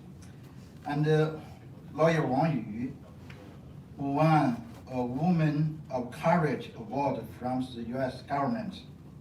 All of these arrested lawyers have been tortured and reported in insulting ways by the CCP's media. The CCP also humiliates lawyers by attributing shameful charges, such as visiting prostitutes. The CCP government will force political prisoners to confess guilt or performance on TV, such as to say, I have not been tortured. And the CCP government is legally handling the case. If you understand this, you can know that the recent Chinese tennis player Peng Shuai's performance on the internet, including the call with the chairman of the Olympic Committee, is a forced performance. In prosecuting lawyers, the CCP controls the lawyers themselves by holding family members, especially children, as hostages. A tactic that has become common since 2015, with almost all prosecuted lawyers and their families barred from leaving the country, or even their children going to school. In my own case, in May 2017, my whole family were arrested, and the police held the barrel of a pistol to the heads of my 2 boys. The older one is 6 years old. The younger one is 2 years old. Then, for more than 2 years, the Beijing police put my home under 24-hour surveillance. The police told me in no uncertain terms that my children were their hostages. Individual lawyers such as Gao Zhisheng and Jiang Tianyong have been jailed for long periods or even disappeared. I can't cover all the ways in which the CCP persecutes lawyers because the CCP controls everything in China and has unlimited power. There are countless ways in which they can persecute lawyers. Finally, I wanted to explain that anti-human rights, anti-rule of law, and anti-constitutionalism are the essence of the CCP. So we should never trust the CCP. The CCP not only does this in China, it also applies this persecution of human rights to other countries, such as incidents that just happened in Britain, where Hong Kongers were beaten by Chinese from China. And this kind of thing often happens in America. Many people were threatened and even beaten. The CCP is exporting the CCP's dictatorship model to the world. The CCP's dictatorship is a huge threat to world peace and freedom. Thank you.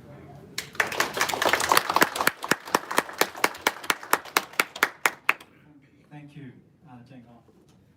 Really appreciate it. Well, our final panel, I want to call my panelists, Olivia Enos and Zubair, if you can kindly come up to the stage for a call reading to come to do a short testimony about the persecution against the Early Rain Covenant Church. Where's the reading? Yes, please come up. I also want to recognize that Juar, who is the daughter of Professor Yili Hamu. Yili Hamu 的女儿 Juar is also here. Professor Yili Hamu has been serving life in prison for what? For really being an ethnic Uyghur. And this year we rescued a family, a Kazakh family, Uzira, who served more than 2 years in the concentration camp and being treated in the most horrible way. I witnessed the government organized systematic prostitution inside the concentration camps. So we thank you for your courage, Juar, for your continue to speak up for religious freedom for all in China. So Riting, yeah, please come up.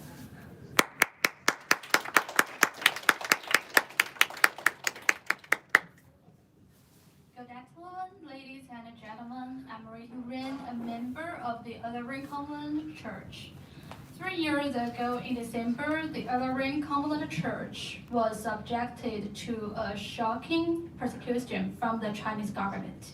The Chengdu police worked in the same time to arrest the church's pastor, elders, and workers. Hundreds of church members were also summoned by the police and asked to leave the church and join to government-supported churches. Several families, including my family, were guarded by government workers in their homes and tailed by the police when they went out, with the purpose of not allowing members to meet alone with each other.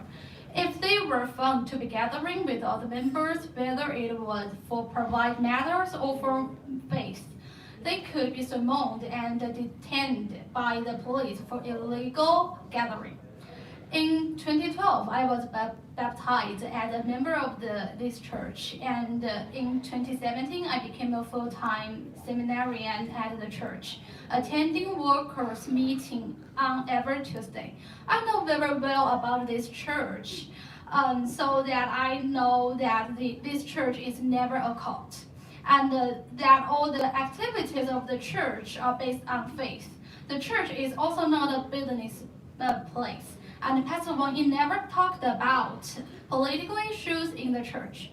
Therefore, the Chinese government's accusation against the church and all its members are entirely fabricated.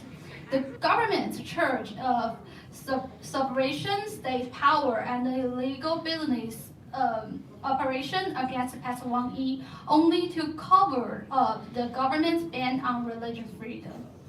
After the Ellen Church case, house churches were hit all over China.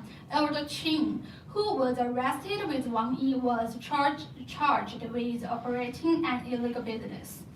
Xiamen Xunsting Church was banned from worship and faced a large fine.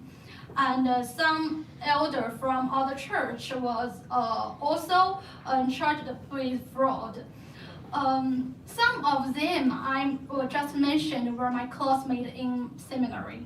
The worker Zhao was discussing a book with me a few days ago, but a couple days later I heard that he had been detained. After I heard that they had been arrested, many people prayed for them, but unfortunately our prayer list is longer than longer. When I heard of their arrest, I thought not only about them, but also their families, especially the young kids. Pastor Wang Yi's son was under police guard at home for a long time after Pastor Wang was arrested. And for a while, he was even taken to school by the police, and there were also people at school watching him. He was just 13 years old. Sometimes I don't worry too much about the people inside in prison because they are mature Christians who will be comforted through the prayer. I worry about their families, especially their kids. I heard that Pastor Wang Yi met with his wife for the first time in the 3 years he has been in prison. It is good, but it's not enough. We must emphasize that he and all the other arrested Christians who are innocent deserve to release immediately. The members of Ellen Church are still unable to gather together to worship God. I still feel afraid when I think about the days when I was guarded at home, and now the Christians in China are living an even worse life. I cannot help them enough, but I know I cannot be silent. Thank you for your time.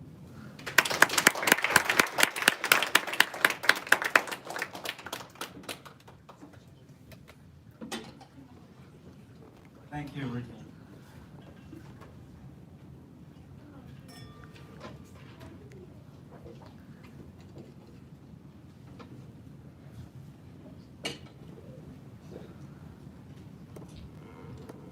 Well, we have heard a lot about, of course, the kind of rule of lawlessness under Xi Jinping. And so this panel, we want to particularly focus on the deteriorating situation on religious freedom. And I think without exaggeration, in the past few years, we have seen the religious persecution has really become the worst. I think some said from the beginning, some said from the end of Cultural Revolution. Today we have two really distinguished panelists who are real experts and also practitioners in advancing religious freedom for all globally and particularly China and East Turkestan. To my left is my good friend and colleague at the Heritage Foundation, Olivia Enos.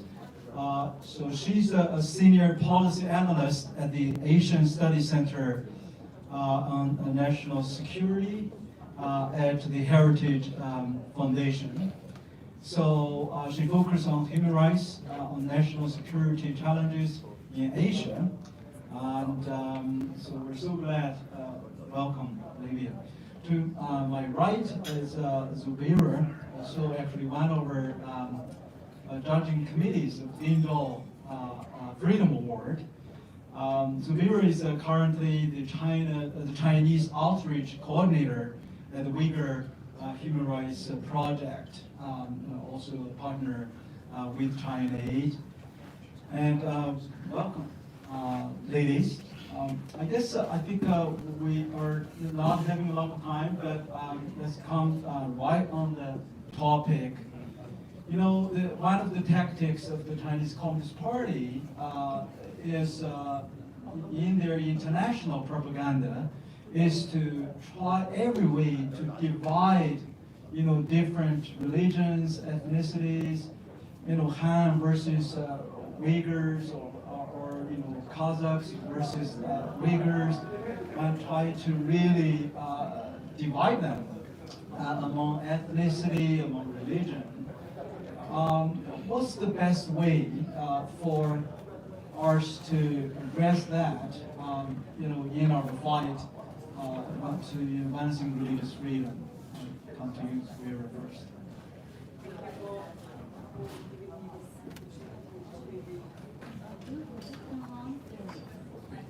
Hello? Thank you very much. Good afternoon to everyone. I mean, we kind of came towards the end of the event. I'm sure, I don't think anyone can take any heavy topic, I guess.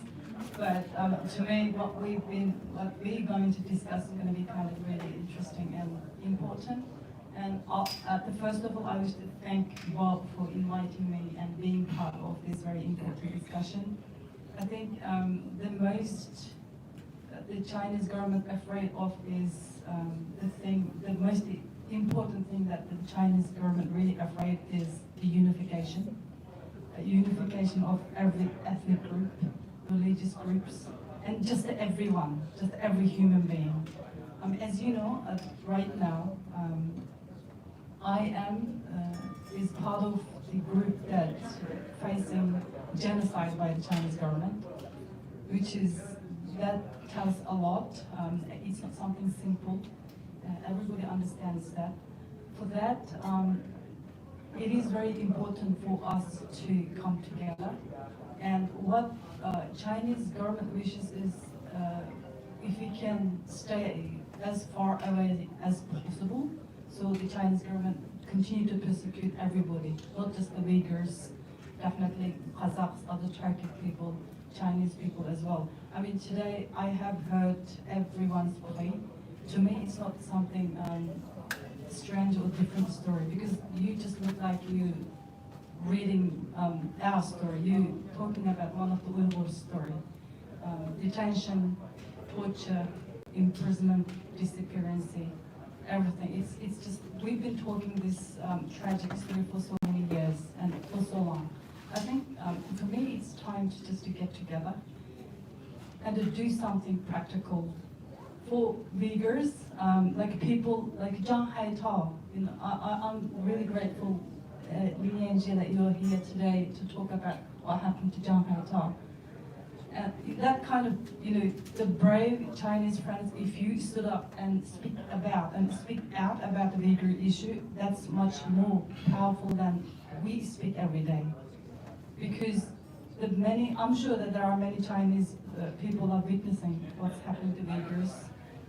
And I'm sure there are many the people who has truly kind of gone through the exactly same situation that Uyghurs have been through. Because Chinese government doesn't like any religion, whether you are Christian, or whether you are Falun Gong, or Muslim, just any faith, the Chinese government, they don't like, and they are the most afraid of faithful people. So that's why it is time for us just to support each other, be outspoken like Zhang Haitao, be outspoken like Puji Chang, lawyer Puji Chang, be outspoken like just anyone. I mean, I understand that it's very difficult for Chinese people to speak out in China, because today we heard a lot of persecution. You know, if people stand up and speak out and what faith they will be. But one thing that I really wish and I really hope that people in this room, people outside of China, and I'm sure there are many people like my friend Bo Fu here, and many other Chinese friends like Chen Guangchong. There are many friends like yourself who are supporting, speaking out about the Uyghur crisis and the Uyghur genocide. If we all stand up, speak out together, our power will be much more effective and more loud.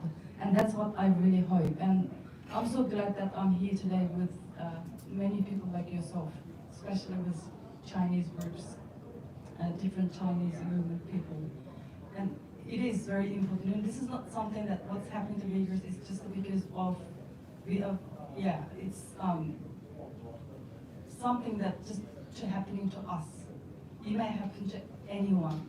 I remember a few friends in here said, the friend Chinese artist said that in fact the Chinese Communist Party is how it threatened to the world and threatened to hold freedom.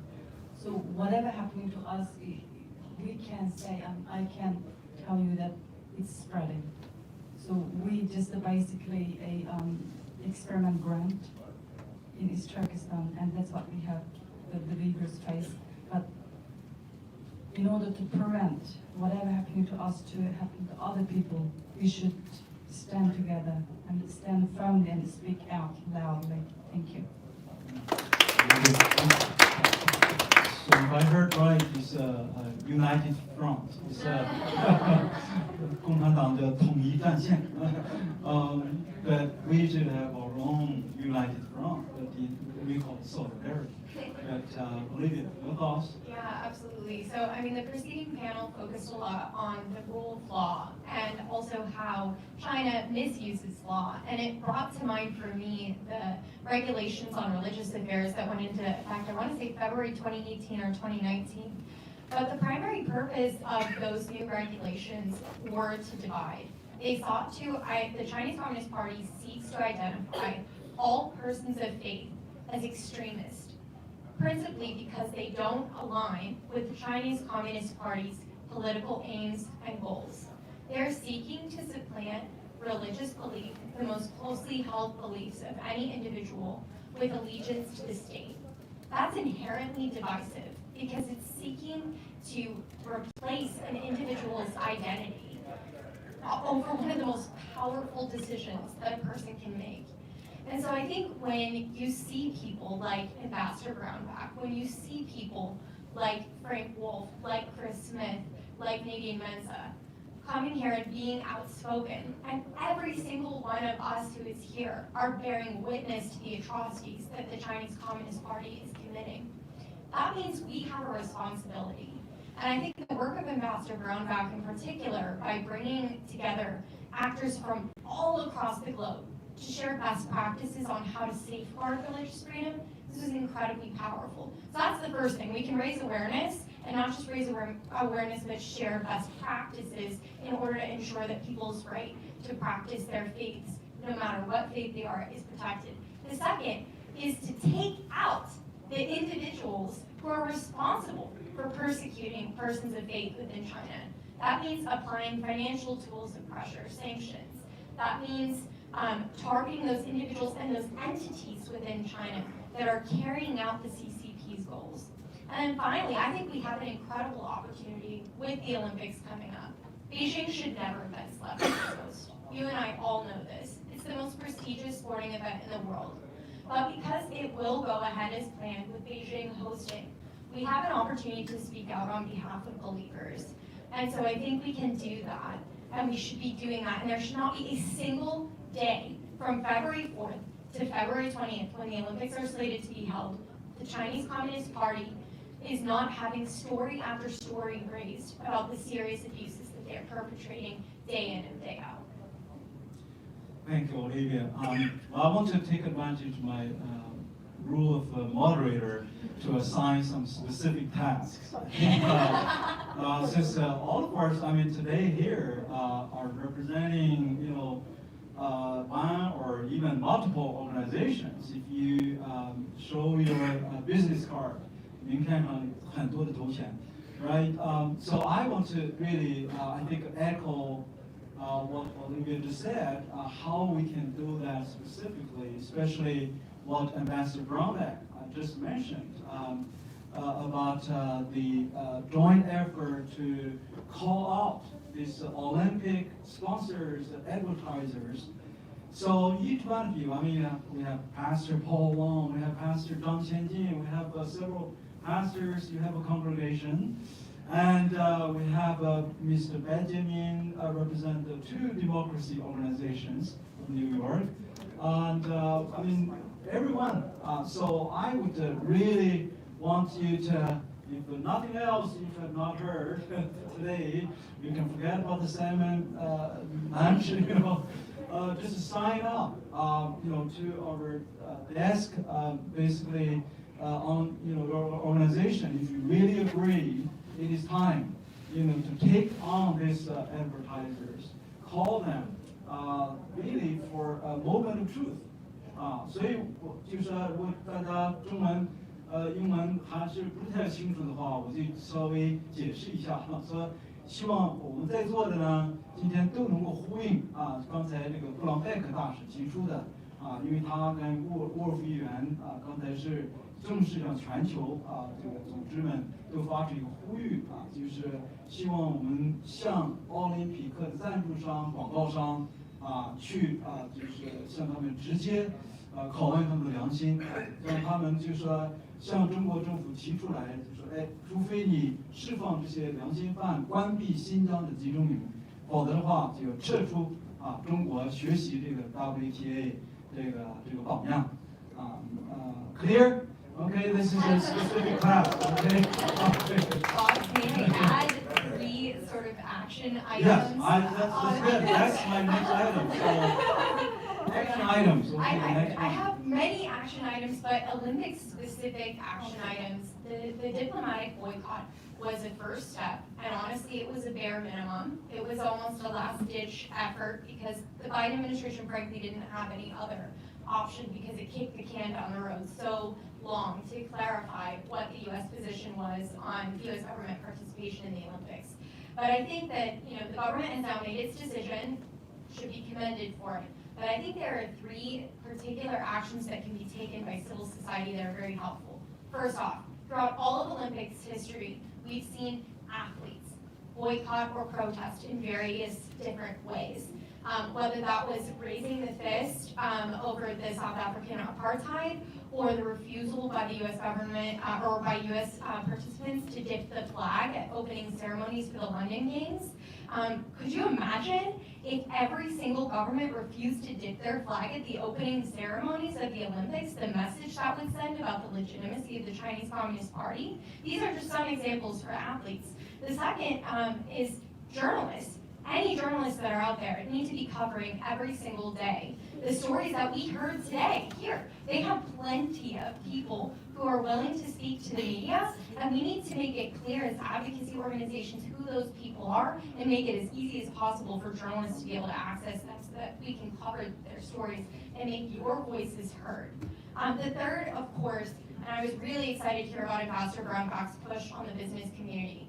I knew that as soon as there was a clear position from the U.S., all of us in civil society would be mobilized to pressure the business community as our next line of defense. This is the right move. Advertisers, sponsors need to be thinking about what their role plays. At root, the Olympics is a money-making venture for the host country. China should not be profiting as it is carrying out ongoing genocide and crimes against humanity against Uyghurs. And the NBC has a choice about whether or not it will air the opening ceremonies of the Olympics. They should choose not to, because the 2008 Olympics were a propaganda venture for the CCP, and it's certainly going to be so again. So those are just a couple of ideas, and also loved Ambassador Brownback's idea. It's so great to hear that there's already a coalition forming to pressure a lot of those companies. Great ideas. Thank you. Just one addition. Yeah, as both of you said, and also last panelists spoke out already. there are so many groups that you can also contribute in. Uyghur Forced Labor Prevention Act passed from the U.S. Congress, so that's very important as well. This also kind of your contribution in the Chinese government's enslaving Uyghurs in the concentration camps and elsewhere, because many detainees in the concentration camps not only just to face torture or just to, brainwashing or other method of disappearance, they also, many detainees transferred from East Turkestan to mainland China to use as a slavery, cheap labor in the Chinese factories, and also the products are now exporting everywhere. So if that law passes, you are kind of preventing the Uyghurs to be enslaved in the 21st century. This is very important action as well, if you can support. Well, thank you very much. I think, I wish we have more time to have more specific creative ideas. I'm sure even in the audience, I think before Logan comes up, I think I have one thing I really feel we feel to mention sufficiently today. That is the situation in Hong Kong, right? I think when the students protest, the whole world was watching. And now, as the Chinese Communist Party start prosecuting and imprisoning, tons of these prisoners, and something also needs to be done. I want to call out Elmer Yuan. Elmer, do we have a mic outside there? Can you just give us a few thoughts, just to be brief, and Elmer, just to give. Yeah, thank you, Bob. A few quick words. I know we are running over time already, so I don't want to. We have to pay a fine, but I said we would rather pay a fine than not having our speakers speak. We've been hearing meeting after meeting, all the sufferings, all the complaints, all the pain, and all the crimes the communists have done. I think we need to put aside some of our resources, making some aggressive move instead of defensive move. And I'm a businessman. Sorry. For instance, I'm very good here talking about asking the advertisers not to advertise. But more effectively, ask the consumer not to buy. If you advertise, we don't buy. This is going to hurt them. You are telling them to do the right thing, which is fine, but few people listen to that. They are looking after the money. I'm a businessman. Money is the target. If we don't buy their product, you advertise, this is what we did in Hong Kong. You talk for the communists, we don't buy from you. So half of those companies in Hong Kong went bankrupt. Seriously, I'm talking about Maxine, the biggest catering company in Hong Kong, because one of their owner is the CPPCC, a member, and they went to UN or somewhere talking for the communists. So as a result, we boycott that chain altogether. And Maxine is the biggest catering company in the whole Asia, and they are right now in big trouble. This is the kind of aggressive attitude. And instead of, we are in pain, there's no question. And I'm not selling short, and these are great people. But we must stop it. We must find a way not to just to cry, but to stop this thing. We must designate the Communist Party as a criminal organization, legally, using legislation, not just talking. And if one or two countries started that, and US will follow, it's no question. Everything you said boils down to one point. It's a criminal organization. And if we do not designate that, every time it's like a gangster, every day robbing you. And you keep on complaining, and you forgot about yesterday. You only go, then I get robbed again. Oh, I get robbed again. Now you cry, and everybody cry. What is the point? What is the point? Your resource is very valuable. Go to lobby all the different parliaments in the world, designate them as a transnational criminal organization. And every CCP member is a conspirator, is a criminal. That's we have to do. You should not allow them to come into the United States or get out of China altogether. No country should let them into there, give them a visa to come in. They should be kicked out of this country altogether. Same thing with Taiwan. I don't understand how about Taiwan. Communism is legal. It used to be illegal, all right? Yeah. And now suddenly it becomes legal after Chen Guangchong. It's unbelievable. And if we keep on crying every day and keep on crying, there will be no results. The only result is we have to criminalize them. And then Hong Kong, I'm working my ass off to try to, the sovereignty of Hong Kong does not belong to the China. It belongs to the people of Hong Kong. Right? Yes. And that's what we have to do. We have to go to different parliaments in the world and ask them to designate, to pass a resolution that Hong Kong's sovereignty does not belong to the Communist China. And same thing with Taiwan. They still think China is a legitimate country. How the hell can it be legitimate if they don't have voting? How could you have a legitimate government if there's no voting? Am I talking too much? We need to work. We need to work harder. Thank you, Emma. We applaud your courage, and I think that's. I think we'll conclude our second panel, and almost the day. Sorry for torturing you guys, and but I think we all need to, as Elmer and Olivia and Vera just said, we all need to work together in order to delegitimize this regime and free the people of China, East Turkestan, Tibetans, and honestly, all over the world right now are being suppressed. So thank you all for your patience. Thanks. Let's give a round of applause to our panelists. Thank you.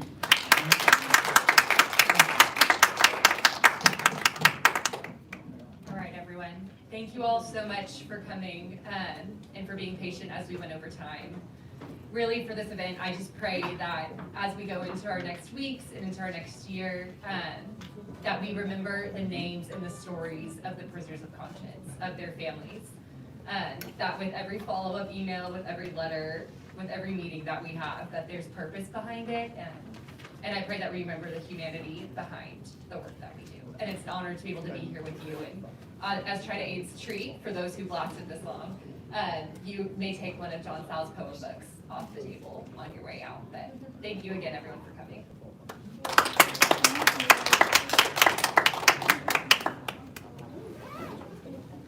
我们那本曹参成牧师狱中诗集是中英文对照 ，so the book Logan just mentioned is a bilingual one from Pastor Garfield's recent book. Yeah, so it's a Chinese gift for everyone. And if you want to learn too, even still have some. 所以我们这个如果是送给大家的一个圣诞的礼物，曹参成牧师的诗集，谢谢大家。